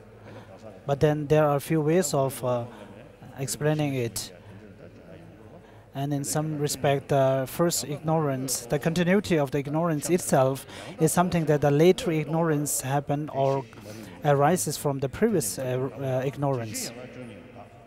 So therefore, the first ignorance ceases by itself through the understanding of reality nature of emptiness, and the continuity of the ignorance also come to a cease. The mind thinking I that arises toward the observed object of the innate view of the transitory collection must arise naturally. When we analyze, when we search the self upon the aggregates, but when we search for the self or the I upon the aggregates, then the reasons or the logical proof that to get the notion of no self through the analyzing of the aggregates, then it's easier to understand the reality nature of emptiness. And when Jiddu Sherab Singh, when he gives the teaching, first he used to give the teaching or more emphasis on the rough nature of no-selflessness. Then as one gets familiar or more accustomed to the no-selflessness in a rough nature, then from there on in our mind, there is a possibility that we can perceive the self as something which is a mere designated. But again, even though we can look at the self as a mere designated or a name or title, but of course, then we can see there is a possibility that the self can act as a source or an agent of one which undergoes the sufferings and all the activities.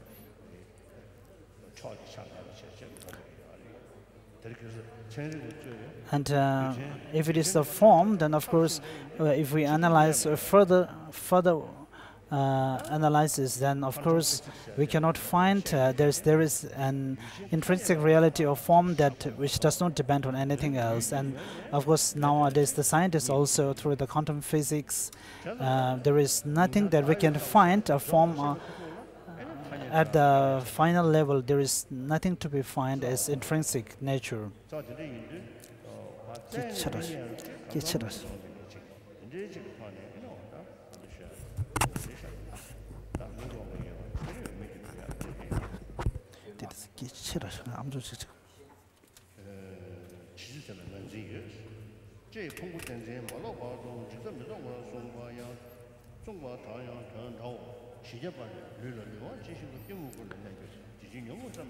Page number 245.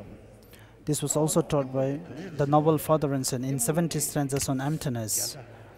And what do we mean by ignorant?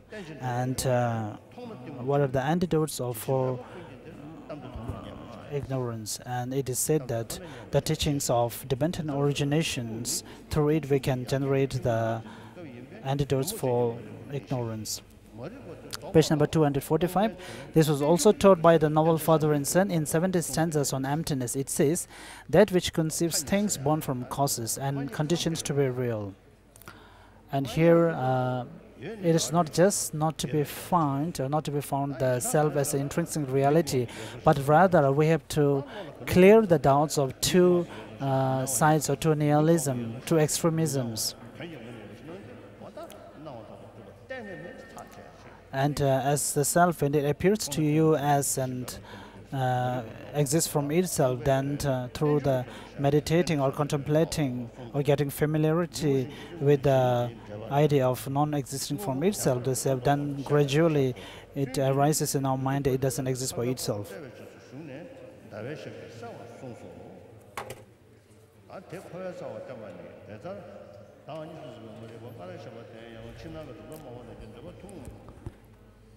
To conceive things to be real is to apprehend them as established in reality or truly. This is similar in meaning to a statement from Precious Garland. As long as the aggregates are apprehended, and I will be apprehended in them.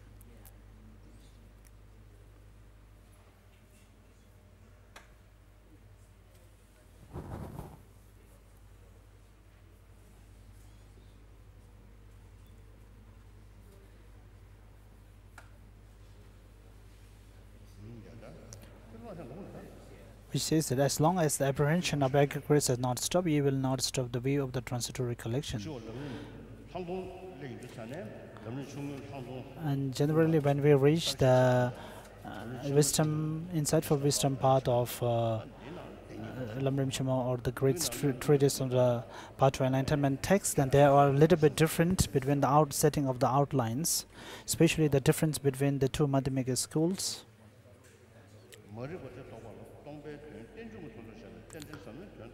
Demonstration that afflicted ignorance is the root of revolving in cyclic existence. This is 6 points.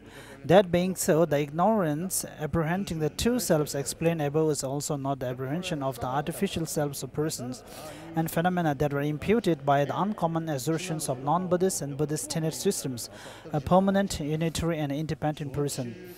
External objects of apprehension, particles that do not have parts, such as an eastern side and gross compositions of them, internal apprehending consciousnesses, moments of awareness about time parts, such as earlier and later, and a continuum of awareness joining such partless moments together, and self-consciousness that is non-dualistic in terms of being empty of such objects and subjects. Rather, it is the two innate apprehensions of a self that all those whose minds are or are not affected by tenets have in common, that just operated beginninglessly without depending on the minds being affected by tenets. Just that is said to be the root of cyclic existence. Here, in the commentary on the middle way, it says, in those who spend numerous eons unconscious as beasts and do not perceive this unborn permanent something, the apprehension of self is still seen to operate. Through this reasoning, it can be understood that what binds all sentient beings in cyclic existence is innate ignorance. And since artificial ignorance is only present in proponents of tenets, it is inadmissible as the root of cyclic existence. It is extremely important to gain discriminating certainty about this. If you do not understand that, then at the time of settling emptiness by means of the view, you will not know how to hold is the main thing the ascertainment of the absence of real existence is apprehended by innate ignorance, and how to negate the objects of artificial apprehension as subordinate to that. If you negate the two selves, negating the refutation of the mode of apprehension of innate ignorance, you will ascertain just the selflessness that negates imputation by only the provenance of tenets mentioned earlier. Therefore, at the time of meditation, you will also necessarily meditate on just that, because the ascertainment through the view is for the sake of meditation. Therefore, when you meditate on that selflessness, then it becomes manifest. Even if you take that familiarization to its completion, there will be nothing more to it than just that. Thus, it is very absurd to assert that through seeing the non-existence of the two selves merely as imputed by artificial apprehensions, the innate mental afflictions are solved. In the commentary on the middle way, it says, when you realize selflessness, you abandon the permanent self. That's not ascertained as basis. The two selflessness are base or of emptiness are actually distinguished on the basis of two objects, but not from the subjective perspective. For clarification, this point, the mutual unrelatedness is explained by way of analogy. While seeing a snake in a hole or in a wall of one's house, to make oneself abandon the fear of the snake by clearing up doubt, saying there is no elephant here, Allah's will only be lovable to others. Although this is said with regard to the selflessness of persons, it is the same also with regard to the selflessness of phenomena. 247, page number.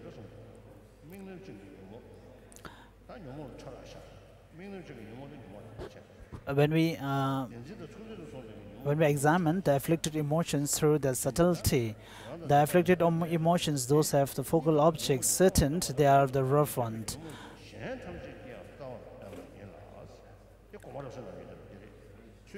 The view of the transitory collection, page number 247.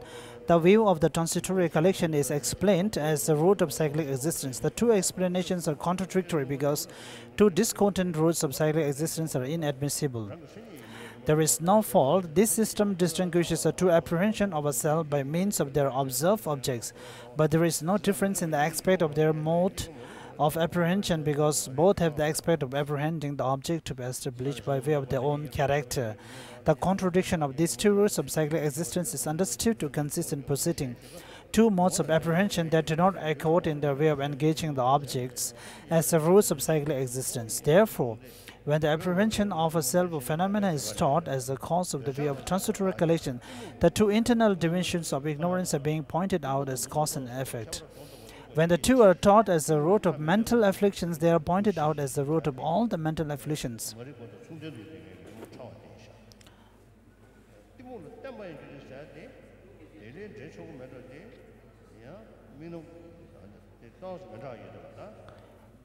When we refer to the afflicted emotions, and afflicted emotions, which are afflicted emotions of focal objects, I think it refers to the rough one, but it's not so clear. Page number 248. Therefore, just as the other four sense powers, eyes and so forth, abide in dependence on the body sense power, rather than abiding in a separate spirit independently, all the other mental afflictions also operate in dependence on innate ignorance, which is why delusion is said to be chief.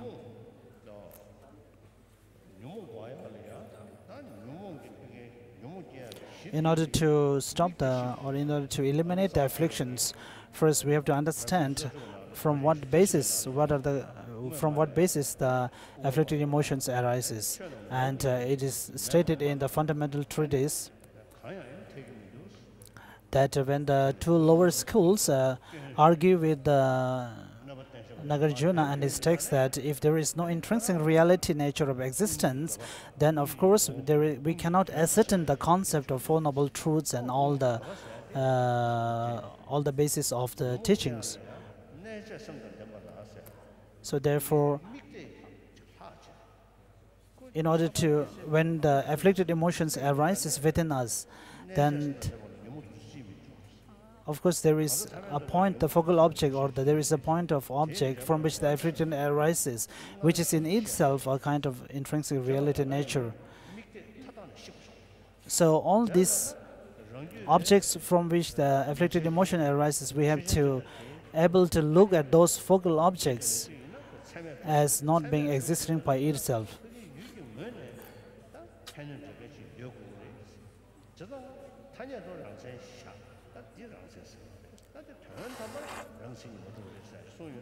So in nominal there is all the substances existing, but in reality or ultimately there is none of any phenomena or persons or any substances that have intrinsic reality nature of existence. So therefore, if we are able to gain acquaintance or conviction about all the phenomena and factors that it lacks the intrinsic reality natures, then of course all the afflicted emotions which are based on these factors will degenerate it or decline by itself.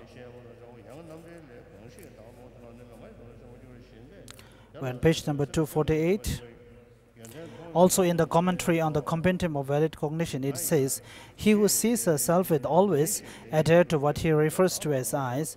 Through that adherence there is craving for happiness. Through that craving faults are obscured.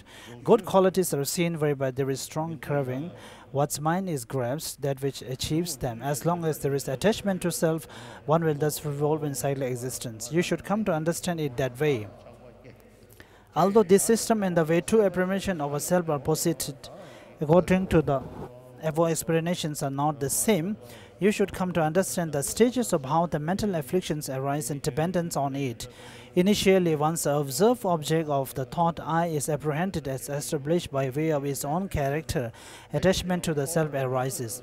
That generates craving for self's happiness. However, since there is no independent happiness of self that does not depend on mind, there is craving for mind that obscures its fault and causes one to see positive qualities in it. You should train in this manner to gain certainty regarding the stages of revolving cyclic existence. So, His Holiness says it's very important that we have to gain familiarity with all these teachings. So, if I speak plainly, then when Nagarjuna speaks about this, it is not that Nagarjuna write or compose this text as a meant for exam or exams, but rather it is for us to practice. Back to Olam Rim Chamo, the Great Treatise on Path to Enlightenment, on page number 125. The actual determination of reality. The section on actual determination, the view of reality, has three parts. Identifying the object to be negated by reasons, whether to carry out that refutation with the Savatantrika procedure or with the Prasankika procedure, how to use that procedure to generate right philosophical view within your mind stream. Identifying the object to be negated by reason has three parts. Why the object of negation must be carefully identified. In order to be sure that a certain person is not person, we must know the absent person. Likewise, in order to be certain of the meaning of selflessness or the lack of intrinsic existence, you must carefully identify the self or intrinsic nature that does not exist. For if you do not have a clear concept of the object to be negated, you will also not have accurate knowledge of its negation. For Shantideva was engaging in the Bodhisattva, it says, without contacting the entity that is imputed, you will not apprehend the absence of that entity. There is limitless diversity among objects of negation, but they come together at the root. When you refute this, you refute all objects of negation. Moreover, if you leave some remainder, failing to refute the deepest and most subtle core of the object of negation, then you will fall to an extreme of true existence. And we have to make a difference that not to find the thing as a reality and to not find the reality nature of things are two different things. So even though they may be existing, but if you analyze or if you find and if you cannot find it as is existing, then it is not the right way. And the scientist also explains, I used to argue with the scientists also that whatever they are not able to find or at this moment does not mean that it does not existing. So whatever things that are existing or present at this time are, of course, there is a valid cognition which perceives it. So there might be two things that even though the things it may be the phenomenon may be existing by itself, but through the analogical reasonings, through the scientific way, we are not able to find it. For example, the things that were there about 100 years ago, but through the humans' investigation and examining, we are not able to ascertain, or we are not able to find those things. But that does not rule out their existence. Even though, so things are just existing by a mere designated by mind, but not being satisfying to that reality nature of the thing. And if we search for the thing as things from the point of in terms of intrinsically nature existing, then we are not able to find it. So that does not mean that the mere designated title exists of the thing does not exist, but it does not exist. We are on page number 126. Why the object of negation must be carefully identified. In order to be sure that a certain person is not present, you must know the absent person. Likewise, in order to be certain of the meaning of selflessness or the lack of intrinsic existence. The last outline. Refuting other systems that refute without identifying the object to be negated. This is two parts. Refuting an overly broad identification of the object to be negated. Refuting an overly restricted objection of identification of the object to be negated. Most of those who today claim to teach the meaning of Madhyamika say that all phenomena ranging from forms through omniscient consciousness are refuted by the rational analysis of whether production and such exist as their own reality. For one reason, analyzing anything that is put forward, there is not even a particle that can withstand analysis. Also, all four possible ways that something could be produced as an existing effect, a non-existing effect, and so forth are refuted, and there is nothing that is not included in those four. Moreover, these persons assert that a noble being sublime wisdom which perceives reality perceives production, cessation, bondage, freedom, and so forth as not existing in the least. Therefore, since things must be just as this sublime wisdom knows them, production and such do not exist. When we assert that production and such do exist, these persons ask, are these capable of withstanding rational analysis of their reality? If so, then there would be things that can withstand rational analysis, and thus there will be truly existing things. If not, then how is it possible for something that has been rationally refuted to exist? Similarly, when we hold that production and such exist, this person asks, does valid cognition establish them? If we claim that it does, they reply that since the sublime wisdom perceiving reality perceives production as non-existent, it is impossible for that wisdom to establish production. Further, if we argue that production is established by conventionally visual consciousnesses and such, they reply that it is impossible for such conventional consciousnesses to be valid cognitions that establish production, because scriptural sources refute the claim that those conventional consciousnesses are valid cognitions. The King of Concentration Sutra says, the eye, the air, the nose consciousness are not valid cognitions. The tongue, body, and mental consciousness are also not valid cognitions. If this sensory consciousnesses were valid cognitions, of what use to anyone would be the noble beings part B?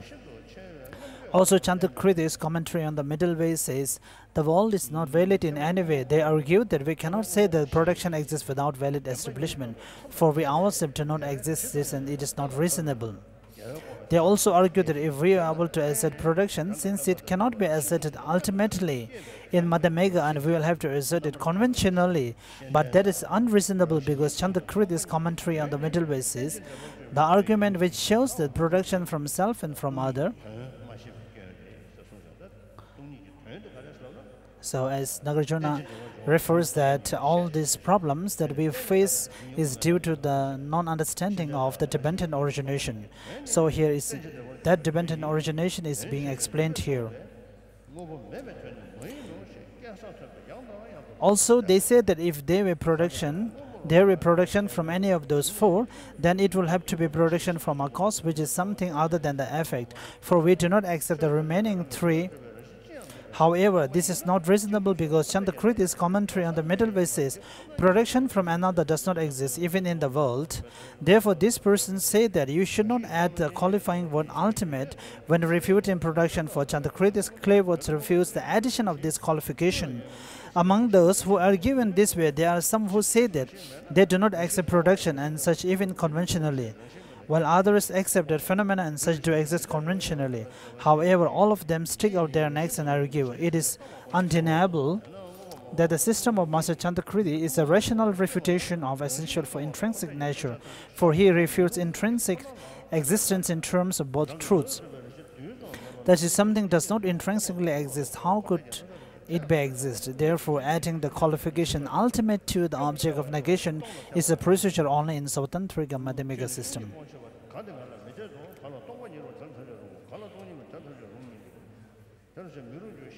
Showing that those systems contradict the unique features of Madhyamika.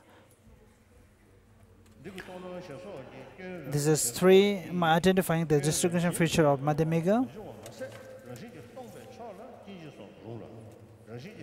We are on page number 131. Hence, the distinguishing feature of Madhyamika is the admissibility of all the teachings about cyclic existence and nirvana, the agents and objects of production, refutation, proof, and so forth, in the absence of even a particle of essential or intrinsic nature. The 24th chapter of Nagarjuna's fundamental treatise says, the reduction expressing the fallacy that all is untenable is not right about emptiness. Thus, forsaking emptiness as you have is not right for me. For those to whom emptiness makes sense, everything makes sense. For those to whom emptiness does not make sense, nothing makes sense. Nagarjuna says that fallacies added by the ascensionalists, such as if all things are empty, there will be no arising and no disintegration, do not apply to those who advocate the absence of intrinsic nature. Moreover, he also says that things such as production and disintegration are tenable within the position of emptiness of intrinsic existence, whereas they are not tenable within the position that phenomena are not empty of intrinsic existence. Chantakriti's clear word side is that passage explains, not only does the fallacy expressed in the reductio stated by ascensionalists simply not apply to our position, but it is also the case that within our position all of teachings on the Four Noble Truths, etc. are quite correct. In order to indicate this, Nagarjuna said, for those to whom emptiness makes sense, the 26th chapter of Nagarjuna's fundamental treatise teaches the stages of production in the forward progression of the 12 factors of dependent arising and stages of their cessation in the reverse progression. The 25th chapter mainly refutes intrinsic existence. The 24th chapter analyzes the Four Noble Truths. It demonstrates at length that none of the teachings about cyclic existence and nirvana arising in disintegration, etc. make sense in the context of non-emptiness of intrinsic existence, and how all of those who make sense within the context of emptiness of intrinsic existence. Hence, you must know how to carry the implications of this 24th chapter over to other chapters. Therefore, those who currently aim to teach the meaning of Madhyamika are actually giving the position of essentialists when they hold that all causes and effects, such as the agents and objects of production, are impossible in the absence of intrinsic existence. Thus, Nagarjuna, the protector, holds that one must seek the emptiness of intrinsic existence and the middle way on the very basis of teachings of cause and effect, that is, the production and cessation of specific effects in dependence upon specific causes and conditions. The 24th chapter says that which arises dependently we explain as emptiness. This is dependent designation. This is the middle way, because there is no phenomenon that is not a dependent arising. There is no phenomenon that is not empty. Thus, Nagarjuna says that dependent arisings are necessarily empty of intrinsic existence. Do not turn this statement on its head by claiming that what is produced in dependence on causes and conditions must intrinsically exist. Similarly, Nagarjuna refutation objection says, for whom over emptiness makes sense, everything makes sense. For whom over emptiness makes no sense, nothing makes any sense. I bow down to the Buddha, the unequal supreme teacher, who taught that emptiness, dependent arisings, and the middle way hold a single meaning. Also, Nagarjuna's 70 stanzas on emptiness says, the unequal Tathagata taught that because all things are empty of intrinsic existence, things are dependent arising. Also, Nagarjuna's 60 stanzas of reasoning says, those who cling to the self or to the world as though these were not contingent are captivated by extreme views of permanent and impermanence. Those who claim that dependent things exist in reality, how can they avoid the fallacies of permanence and so forth? Those who hold that contingent things like a moon reflected in water are neither real nor unreal, they are not captivated by such wrong views. Also, Nagarjuna's praise of the Transcendent One says, logicians claim that suffering is produced from itself, or from something other, or from both of those, or without a cause. You said it arises dependently. You hold that whatever arises dependently is empty. There is nothing to match your raw. Things do not exist on their own. Thus, Nagarjuna says it is precisely because of being dependent arisings that phenomena are empty of intrinsic existence. This explanation that dependent arising is the meaning of emptiness, that is to say, the absence of intrinsic existence, is the unique system of Nagarjuna, the protector. Therefore, dependent arising does not mean accepting emptiness, the absence of intrinsic existence for oneself as a Madhyamika, while living teachings on dependently arising, cause and effect to others because one is uncomfortable with having them in one's system. For Nagarjuna's statement in the fundamental treatise, for those to whom emptiness makes sense, means that all of the dependent arising of cyclic existence and nirvana are admissible in a system that teaches the absence of intrinsic existence. We are on page number 137.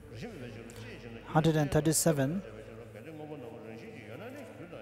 138 now, sorry.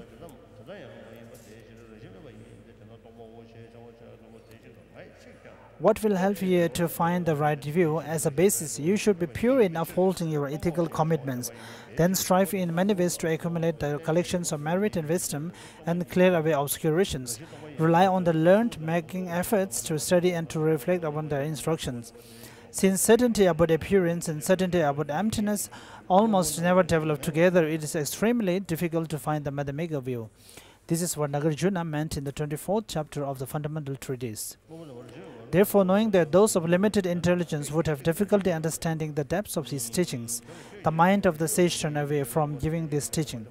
Nagarjuna's precious Galen says, when the impurity of the teachings, which is coarse and indirectly observable and continually appearing, do not stay with the mind, then how could the excellent teaching, which has no basis, is not immediately apparent and is more subtle and profound,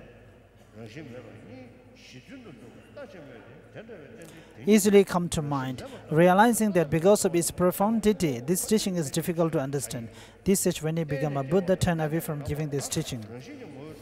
Thus, treatises and scriptures stated that it's very difficult to understand the profound view. Failing to reach such knowledge of both appearance and emptiness, some mistake the meaning of statements in certain authoritative texts that demonstrate the absence of intrinsic existence by rational analysis of whether poles and such are one way different from their parts. Analyzing whether something such as a pot is any of its parts, such as its leaf or neck, they do not find it to be any of those.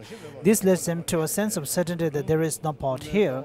Then, applying the same analysis to the analyzer, they become certain that there's also no analyzer here. They then wonder, if the analyzer is not to be found, then who is it that knows that pots and such do not exist? So they say things are neither existing nor non-existence. If the false certainty brought on you by this sort of counterfeit reasonings we consider a case of finding the Madhyamika view, then gaining that view would seem to be the easiest thing in the world. Therefore, intelligence should develop an unshakable certainty that the very meaning of emptiness is dependent arising. This is what is said in the definitive scriptures and in the pure Madhyamika texts, the treatise that comment on the intended meaning of those definitive scriptures. This is the distinguishing feature of the Madhyamika. Specifically, this is a subtle point that the noble Nagarjuna and spiritual son Aryadeva had in mind, and upon which the Master Buddha Palita and the glorious Chandrakriti gave fully comprehensive commentary. This is how dependent arising bestows certain knowledge of the absence of intrinsic existence. This is how it dawns on you. It is things which are devoid of intrinsic existence that are causes and effects. How those systems contradict this distinguished feature of Madhyamika. Thus, the system of Nagarjuna, the protector, is that phenomena do not have even a particle of essential or intrinsic nature. Also, if there were intrinsic existence, then all of the teachings on cyclic existence and nirvana will be impossible. Since it is inappropriate not to give those teachings, all the teachings on bondage, freedom, etc. should be set forth. Thus, you definitely must accept the absence of intrinsic existence. However, you misinterpreters of Madhyamika seem to say As things have no essential or intrinsic nature, then what else is there? Therefore, it is not necessary to add a qualification such as ultimate. So tomorrow is the parinirvana of Lama Tsongkhapa. So falling on the Tibetan month, 25th day of Tibetan month. So tomorrow morning we will have a special prayer composed by Khyentse Rinpoche, the 3 levels, and Lama Tsongkhapa's secret realizations praise composed by Jaya Shuja Pandan, and also another prayer composed by first Dalai Lama Khyentse Trupa. So after that we can also pray well,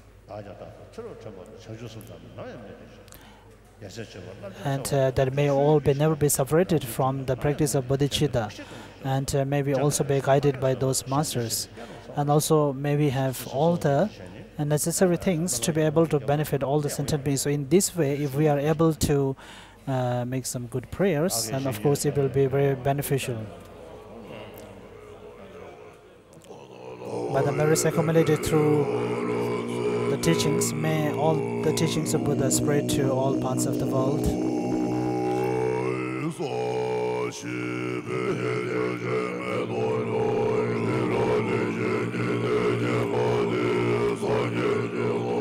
So, the Lama Rinpoche great treatise on the spiritual path to enlightenment. So, we have come to the 3rd paragraph. This is how it dawns on you that it is things which are devoid of intrinsic existence that are causes and effects. So tomorrow we'll be continuing from here. Thank you.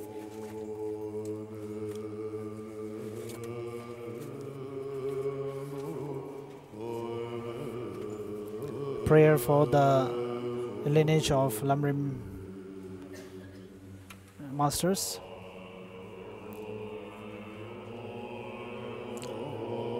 By accumulating through long effort the 2 collections as vast as the sky, may I become the chief of the conquerors, guide of all beings whose minds are blinded by ignorance. Also in all lives until I reach that point, may Manjughosha look after me with loving kindness. After I find the supreme path, completed the stages of teaching, by accomplishing it, may I please the conquerors. By skill in means inspired by strong loving kindness, may the vital points of the path that I precisely know clear away the mental darkness of beings. May I then uphold the conqueror's teachings for a long time. In regions where the supreme precious teachings have not spread, or where it has spread but then declined, may I illuminate that treasure of happiness and benefit with a mind deeply moved by great compassion. May this treatise on the stages of path to enlightenment, well founded on the wondrous deeds of conquerors and their children, bring glory to the minds of those who want to be free and long preserve the conqueror's achievements. As for all who provide conditions that support integration of the good path and clear away conditions that inhibit their integrations, whether they are human or not, may they never be separated in all their lifetimes from the pure path praised by the conquerors. When I strive to properly achieve the supreme vehicle through the 10 deeds of the teaching, may I be accompanied always by those who have power, and may an ocean of good fortune pervade all directions.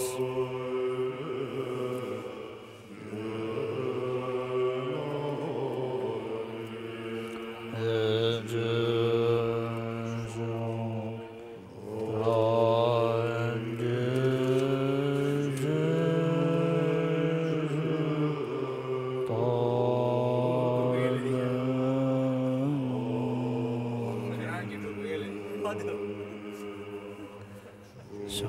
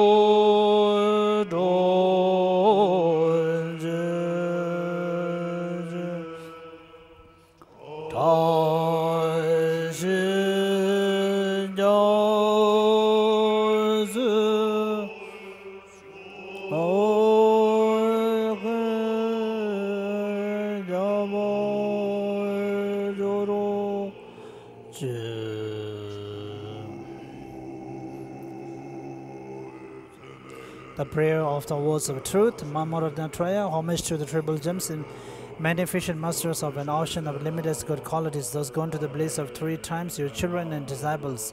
Looking our destitute microbes is like your only child, please pay attention to my true words of sorrow. Expand the doctrine of the completely perfected, capable one, which removes the sufferings of cyclic existence, solitary peace, for abundant, extensive welfare and happiness in Jambudeva. Increase the 10 kinds of Dhamma contribute all those learned and accomplished holders of the doctrine. By pacifying all the unbearable dangers of sickness, weapons, and famine, cause those migrators totally compelled by intolerance, strong karma, stricken by the torture of sufferings without respite, to recover their breath in an ocean of happiness and joy. Particularly for all the migrator beings in the religious snow and oppressed with evil actions by the barbarian hordes from the black side of devoid of love, may your power of compassion arise and quickly stop the flow of blood and tears. May all the unruly groups of people, maddened by demon-afflicted emotions, who by their rough behavior in themselves and others fully obtain the eye which sees their object of compassion, and obtain magnificent love, kindness, and affection, the wish that since long time dwells in our heart is a glorious, complete freedom for the entire Tibetan community. Best to assume the fortune to enjoy the celebration of spontaneous religion and secular harmony. All the people who completely give up their cherished body, life, and possessions and endure hundreds of hardships for the sake of the doctrine, its holders, their country, and their comparators, may they be guarded by compassion of the protector of the Padala. In short, may the good fruit of any extensive prayer to fully protect the land of snows, made by the powerful protector Chenrezig in the presence of the Buddhas and their children, appear soon here and now, by the interdependence of the profound suchness of the appearance and the emptiness, by the power of the three sublime compassion and the force of truth, may our prayer of truth be fulfilled soon and without obstacles. As long as the spirit remains and as long as there are sentient beings to benefit, may I too remain to dispel the sufferings of the sentient beings.